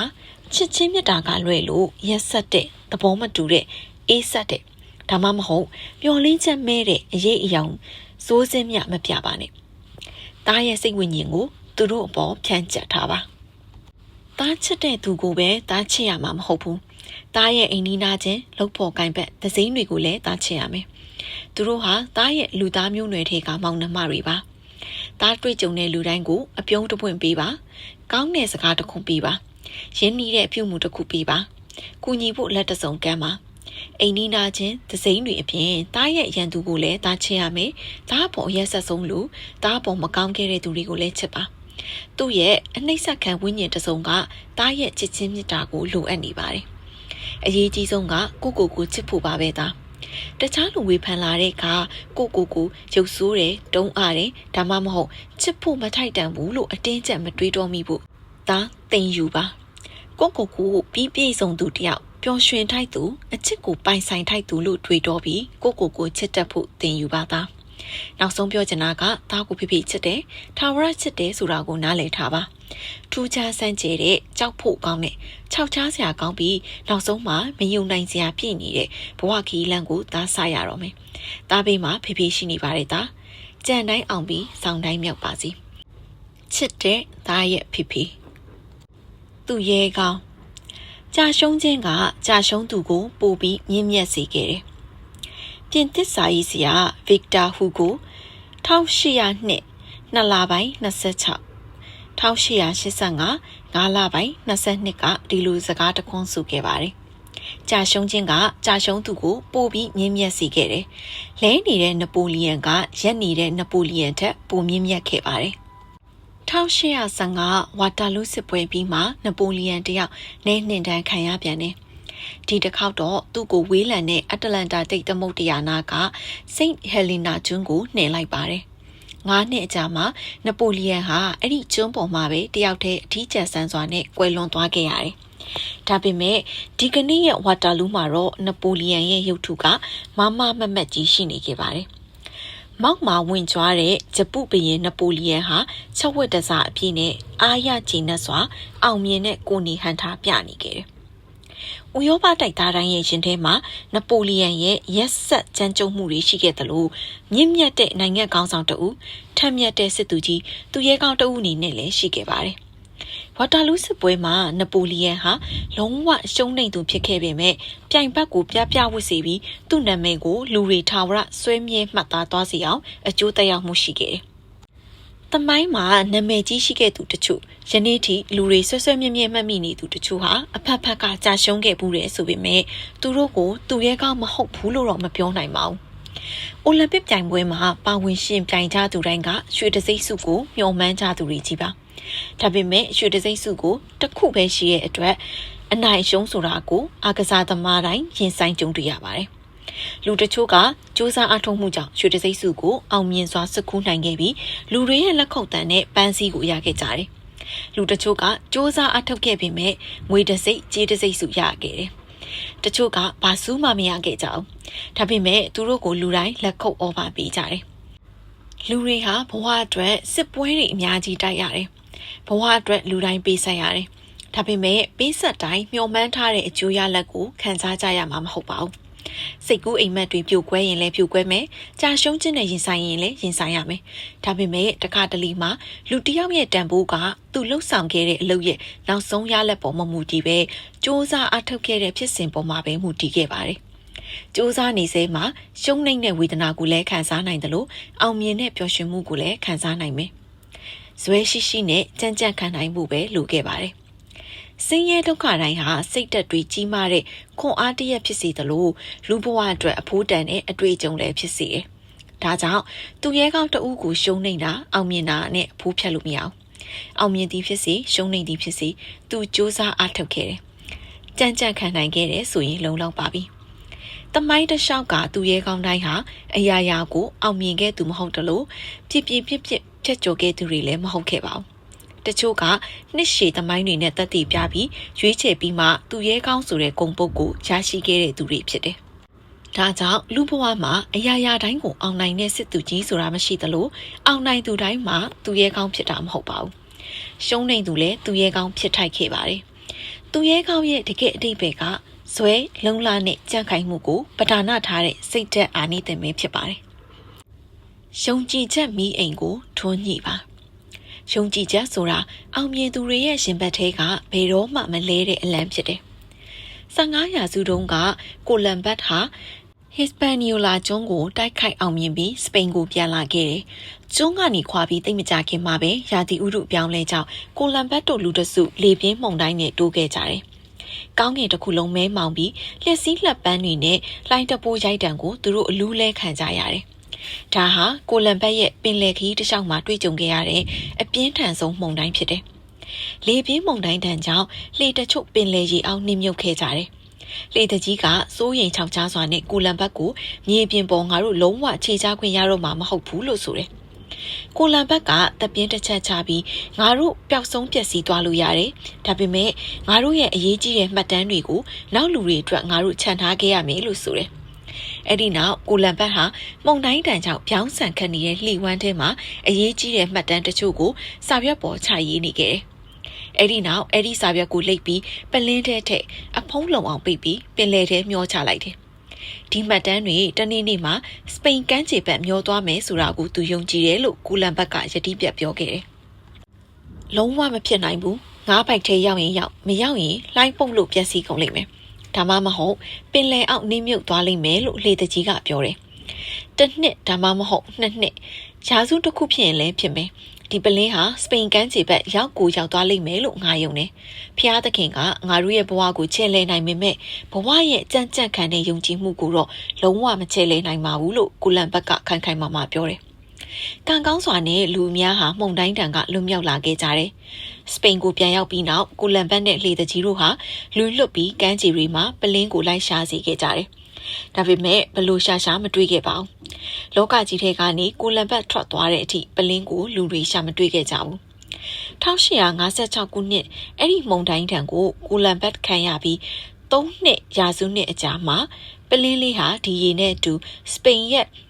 ဘစ်ကေးကမ်းခြေစီရောက်လာခဲ့တယ်။ယုံကြည်မှုဆိုတာလူဘဝရဲ့မီးပြတိုက်ယုံကြည်ချက်ရှိရင်ဘာမဆိုဖြစ်နိုင်တဲ့အကြောင်းစာလေးကသက်သေထူနေပါတယ်။မာတင်လူသာကင်းကဒီလောကကြီးမှာယုံကြည်ချက်နဲ့မမရက်တည်နိုင်သူကဘယ်တော့မှဘသူကြောင့်မလဲကြနိုင်ဘူးလို့ဆိုခဲ့ပါတယ်။ယုံကြည်ချက်ဆိုတာအောင်မြင်သူတွေရဲ့ရှင်ဘက်ထဲကဘယ်တော့မှမလဲတဲ့အလံဖြစ်တယ်။ယုံကြည်ချက်ရှိရင်ထူးဆန်းအံ့ဩစရာတွေကပေါ်လာစမြဲဖြစ်တယ်။ယုံကြည်ချက်ဆိုတာစိတ်ဓာတ်ကိုထောက်ခံပေးတဲ့အိမ်ခေါင်တိုင်းဖြစ်တယ်။ယုံကြည်ချက်မရှိရင်စိတ်ဓာတ်တစ်ခုလုံးလဲပြိုနိုင်တယ်။ယုံကြည်ချက်ဆိုတာခွန်အားရဲ့ရေတောက်မြင့်အောင်မြင်ခြင်းရဲ့လေကားတဲ့ဖြစ်တယ်။လူတိုင်းယုံကြည်မှုကိုပိုင်ဆိုင်နိုင်ပါတယ်။ယုံကြည်မှုကိုလက်ကင်ထားပြီးဘဝကိုထူးဆန်းအံ့ဩမှုတွေနဲ့ဖန်ဆင်းနိုင်ပါတယ်။ရှင်သန်ခြင်းရဲ့လျှို့ဝှက်အမှတ်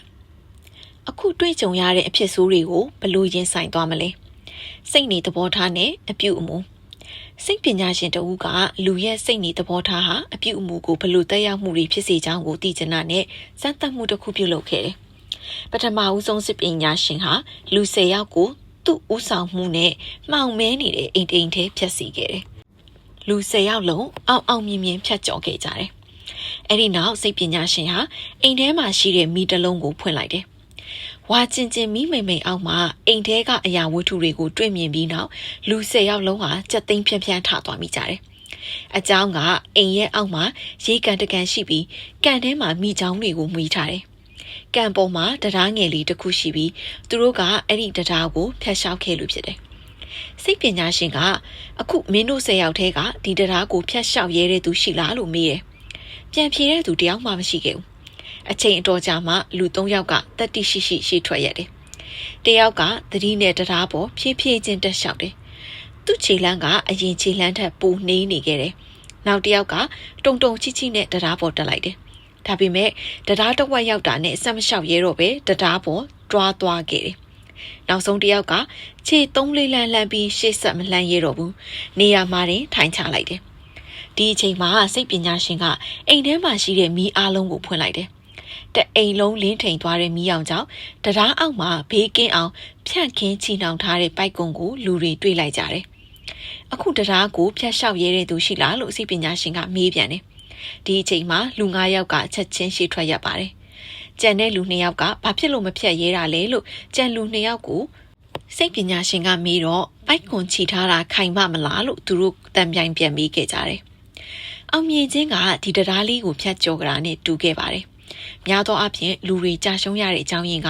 အင်အားနည်းလို့ဉာဏ်ပညာမဲ့လို့မဟုတ်ပါဘူး။ပတ်ဝန်းကျင်ရဲ့အနှောက်အယှက်အတားအဆီးပိတ်ပင်မှုကြောင့်ပဲဖြစ်ပါတယ်။ဒီအရာတွေကလူတွေရဲ့စိတ်တည်ငြိမ်မှုပြပြစေပြီးဥတီယာကိုဗယံပရာဖြစ်စေခဲ့တာဖြစ်တယ်။လူနဲ့ယုံကြည်မှုနယူးယောက်မှာအရှာယာလို့ခေါ်တဲ့ရဲတအုပ်ရှိတယ်။တခါမှလူဆိုးတွေကိုလိုက်ဖမ်းရင်လူဆိုးတယောက်ပြစ်လိုက်တဲ့တနက်ကြောင့်သူ့ရဲ့ဘဲမျက်လုံးနဲ့ညာဒူးကောင်းထိခိုက်ဒဏ်ရာရသွားခဲ့တယ်။3 လနေပြီးနောက်ဆေးရုံဆင်းလာတဲ့အရှာယာဟာအရင်ကလိုတမ်းမာထွားကြိုင်ပြီးလှပတဲ့မျက်လုံးတစ်စုံရှိတဲ့အစားအခုတော့မျက်လုံးတစ်ဖက်ကန်းနဲ့မတန်မစွမ်းသူတဦးဖြစ်သွားခဲ့ရတယ်။အစိုးရနဲ့တခြားအဖွဲ့အစည်းကသူ့ကိုကူညီထောက်ပံ့မှုတွေလုံလောက်ပေးခဲ့ပါတယ်။နယူးယောက်အတန်လွင့်ဌာနတစ်ခုရဲသတင်းထောက်တဦးကသူ့ကိုအခုကြုံတွေ့ရတဲ့အဖြစ်ဆိုးတွေကိုဘယ်လိုရင်ဆိုင်သွားမလဲလို့မေးခဲ့တယ်။ကျွန်တော်ကိုပြစ်သွားတဲ့လူဆိုးကိုမဖမ်းမိသေးဘူး။ကျွန်တော်ကိုယ်တိုင်သူ့ကိုဖမ်းမယ်။ဒါပဲကျွန်တော်သိတယ်လို့အရှာယာကခက်ထန်တဲ့ပြုမှုနဲ့တလုံးထဲသာကြံတော့တဲ့မျက်လုံးထဲမှာဒေါသငွေ့တွေလွှမ်းရင်းဆိုခဲ့တယ်။အဲ့ဒီနောက်အရှာယာဟာလူတွေရဲ့တားမြစ်ချက်ကိုဂရုမစိုက်ပဲလူဆိုးဖမ်းတဲ့ဖွဲ့ထဲပါဝင်ခဲ့တယ် အမေရိကန်နေရာအနှံ့သူရောက်ခဲ့တဲ့အပြင်မဖြစ်စလောက်သေးလွန်စာလေးတစ်ခုနဲ့တယောက်တည်းလေရင်စီးပြီးဥရောပအထိသူရောက်ခဲ့တယ်။9 နှစ်နေပြီးနောက်သူ့ကိုဖြစ်ခဲ့တဲ့လူဆိုးကိုအာရှတနေရာကနိုင်ငံငယ်တစ်ခုမှဖမ်းမိခဲ့တယ်။ဒါဟာအရှာရပေးတဲ့ဝင်းဆက်တွေကြောင့်လည်းဖြစ်တယ်။ဂုံပြူပွဲမှာအရှာရသူရဲ့ကောင်ဖြစ်ခဲ့တယ်။သတင်းဌာနအတော်များများကသူ့ကိုဇွဲလုံလအရှိဆုံးတတိအရှိဆုံးလူလို့ချီးကျူးခဲ့ကြတယ်။ဒါပေမဲ့နှစ်ဝက်အကြာမှာအရှာရဟာကိုအဆုံးစီရင်ခဲ့ပါတယ်။သူထားခဲ့တဲ့တည်တန်းစာမှာသူ့ကိုယ်သူအဆုံးစီရင်ရတဲ့အကြောင်းကိုဒီလိုရေးထားခဲ့ပါတယ်။ဒီနှစ်တွေအတွင်းမှာကျွန်တော်ကိုအသက်ရှင်စေတဲ့အကြောင်းကလူဆိုးကိုဖမ်းမိနိုင်စေမဲ့ယုံကြည်ချက်ကြောင့်ပဲဖြစ်တယ်။အခုကျွန်တော်ကိုနာကျင်ထိခိုက်အောင်လုပ်ခဲ့တဲ့လူဆိုးကိုဖမ်းမိခဲ့ပြီ။ကျွန်တော်ရဲ့အမုန်းရန်ညိုးလည်းပြက်ပြဲသွားခဲ့ပြီ။ကျွန်တော်ကိုအသက်ရှင်စေတဲ့ယုံကြည်ချက်လည်းပျောက်ကွယ်သွားခဲ့ပြီ။မတန်ဆွမ်းတဲ့ကိုယ့်အဖြစ်ကိုကြည့်ပြီးကျွန်တော်ဒီလောက်ထိမျှော်လင့်ချက်မမဲခဲ့ဘူးပါဘူး။ဘဝမှာဘာမဆိုကင်းမဲလို့ရတယ်။မျက်လုံးတစ်လုံးကင်းမဲ့သွားတာပဲဖြစ်ဖြစ်တန်ဆွမ်းတဲ့ခြေတစ်ချောင်းမဲ့သွားတာပဲဖြစ်ဖြစ်ဒါပေမဲ့ယုံကြည်မှုတော့လုံးဝကင်းမဲလို့မရနိုင်ပါဘူး။အနောက်အရှက်ကိုအပြုံးတပွင့်ပေးပါ။အပြုံးတပွင့်ဟာလူဘဝကိုလည်းပြောင်းလဲနိုင်စွမ်းရှိတယ်။မနေ့ကရဲ့အဖြစ်အပျက်တွေကိုထမ်းပိုးရင်ခုနှစ်တွေကိုနင်းဖြတ်ရှောင်ရင်အရက်ရှိမျက်နှာမှာကျွန်တော်တို့ကျင်လဲကျဆားခဲ့ကြတယ်။ကွေးကောက်လမ်းပေါ်မှာမိုးတက်လီပြင်းတန်းကြောင့်အခက်ခဲတွေနဲ့ကြုံခဲ့ရတယ်။မညီမညာလမ်းပေါ်မှာခလုတ်ဆူးညောက်ထိခဲ့ရတယ်။ဘဝကဒီလိုပါပဲ။နေရာတိုင်းမှာစိန်ခေါ်မှုတွေစမ်းသပ်မှုတွေနဲ့ပြည့်နေခဲ့တယ်။တချို့စိန်ခေါ်စမ်းသပ်မှုတွေကကျွန်တော်တို့အတွက်ဖြည့်ရှင်းရခက်တဲ့နာကျင်မှုတွေဖြစ်ခဲ့တယ်။မရေမတွက်နိုင်တဲ့အတားအဆီးတွေဖြစ်ခဲ့တယ်။ပျော်ရွှင်တဲ့ဘဝမှာတော့မှနာကျင်မှုကအရှိတတ်သေးတယ်။တချို့ကဘဝရဲ့အနှောက်အယှက်အတားအဆီးတွေကိုတဲ့ရင်ဆိုင်ဖြည့်ရှင်းပြီးနာကျင်မှုကိုလျှော့ချတယ်။တချို့ကအတားအဆီးတွေကိုပုံကြီးချဲ့ပြီးနာကျင်မှုကိုကြီးထွားအောင်လုပ်ကြတယ်။အနောက်ရှက်အတားအဆီးအတွက်ကျွန်တော်တို့မှာမတူတဲ့ဖြည့်ရှင်းနည်းတွေကိုရွေးချယ်ပိုင်ခွင့်ရှိခဲ့ပါတယ်။ဒါပေမဲ့အဲ့ဒီအနောက်ရှက်အတားအဆီးတွေကိုအပြုံးတပွင့်ပေးလိုက်တာဟာသူတို့ကိုအသိထိုးတက်လိုက်တာနဲ့အတူတူပဲဖြစ်ပါတယ်။အတားအဆီးကိုအပြုံးတပွင့်ပေးလိုက်ပါ။သူကကျွန်တော်တို့ကိုအောင်နိုင်ခြင်းစိတ်ဆွမ်းအားတွေပြန်ပေးလိမ့်မယ်။ကျွန်တော်တို့ရဲ့ရှေ့တိုးမဲ့ခြေထောက်ကိုအတားအဆီးတချို့ကအမြဲခလုတ်တိုက်စီပါတယ်။ဒီနေရာမှာကျွန်တော်တို့ကကျွန်တော်တို့ဘဝရဲ့အရှင်သခင်ဖြစ်ရမယ်။စူးညောက်ခလုတ်ရဲ့ရှေ့မှာကိုညီးတွားပြီးလက်မြောက်အရှုံးမပေးရဘူး။အနောက်ရှက်နဲ့ကြုံသည့်တိုင်ပြုံးတက်ဖို့သင်ကြားပြီးကိုအောင်နိုင်တတ်ရမယ်။အတားအဆီးကိုအပြုံးတပွင့်ပေးလိုက်ပါ။သူကကျွန်တော်တို့ရဲ့နာကျင်မှုကိုချက်ချင်းရှော့ချပေးပါလိမ့်မယ်။နာကျင်မှုထဲမှာကာလကြာပိတ်နေတာဟာလူကိုနစ်မွန်းစေပါတယ်။အနောက်ရှက်ကြောင့်ဖြစ်လာတဲ့နာကျင်မှုကိုနေ့တိုင်းတွေးတောနေတာဟာ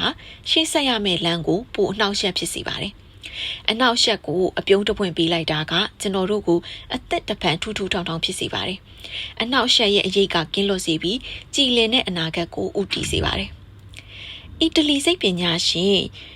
Giordano Bruno Heliocentrism နေသည်ဗဟိုဟုယူဆသူကိုထောက်ခံခဲ့လို့မိရှုအသက်ခံခဲ့ရတယ်။မိရှုအသက်ခံရသည့်တိုင်ဘရူနိုဟာကိုယ်ယုံကြည်မှုကိုကြံ့ခံပြီးအပြုံးမပြတ်ခဲ့ဘူး။အဟန့်အတားကြောက်ဆောင်တွေရှိတဲ့မြစ်ချောင်းတွေမှရေစီးတန်သွင်းရှိတယ်။စားဦးနှင်းတွေရဲ့အရိုက်ခတ်ကြောင့်မေဘယ်ရွက်တွေနီးမြန်းလှပတာဖြစ်တယ်။အခက်အခဲအတားဆီးအမျိုးမျိုးရှိမှလူဘဝရဲ့လှုပ်ရှားမှုတွေကပုံမြင့်မြတ်တာဖြစ်တယ်။အမေရိကန်စိတ်ပညာရှင်တွေကအပြုံးဟာနာကျင်မှုအလုံးကိုကျော်လွန်အောင်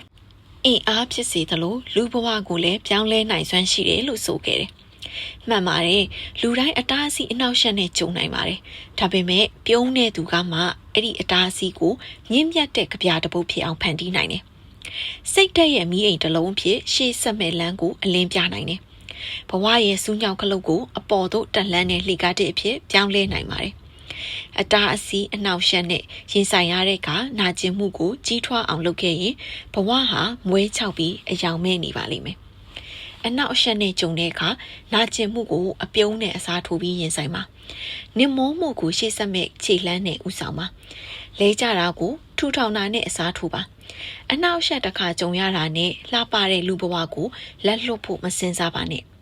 အတားအဆီးကိုအပြုံးနဲ့ရင်ဆိုင်တာဟာကျွန်တော်တို့ကိုလေးပြေးလေးညှင်းလေးခံစားစေသလိုလှပတဲ့မနှက်ဖြန်တိုင်းကိုအောင်မြင်မှုပျော်ရွှင်မှုတွေနဲ့ကြုံတွေ့စေပါတယ်။စိတ်ညစ်နေလားကိုအပြုံးတစ်ပွင့်ပေးပါ။စိတ်တက်ကြနေလားကိုအပြုံးတစ်ပွင့်ပေးပါ။အသေးကွဲနေလားကိုအပြုံးတစ်ပွင့်ပေးပါ ဘယ်လိုချိန်မှာပဲဖြစ်ဖြစ်ကိုအပြုံးတစ်ပွင့်ပေးပါအပြုံးဆိုတာလူတိုင်းနားလေတဲ့ဘာသာစကားဖြစ်တယ်ဆီယမနန်နိုင်စနေရဲ့60-10နီးယားမှာစာအုပ်လေးရဲ့ပထမပိုင်းကိုဒီနေရာမှာပဲရန်နာခွင့်ပြုပါရှင်တချို့နေရာမှာနာမည်တွေအသုံးအနှုန်းတွေအတန်ထွက်တွေလွဲနေရရှိလို့ရှိရင်နားလည်ပေးဖို့တောင်းပန်ပါစေဒီစာအုပ်လေးကိုဖတ်ပြခွင့်ရတဲ့အတွက်ဆီယမနိုင်နိုင်စနေကိုလည်းကျေးဇူးထူးပဲတင်ရှိသလိုနားဆင်အားပေးကြတဲ့တယောက်ချင်းစီတိုင်းကိုလည်းကျေးဇူးထူးပဲတင်ရှိပါတယ်ရှင်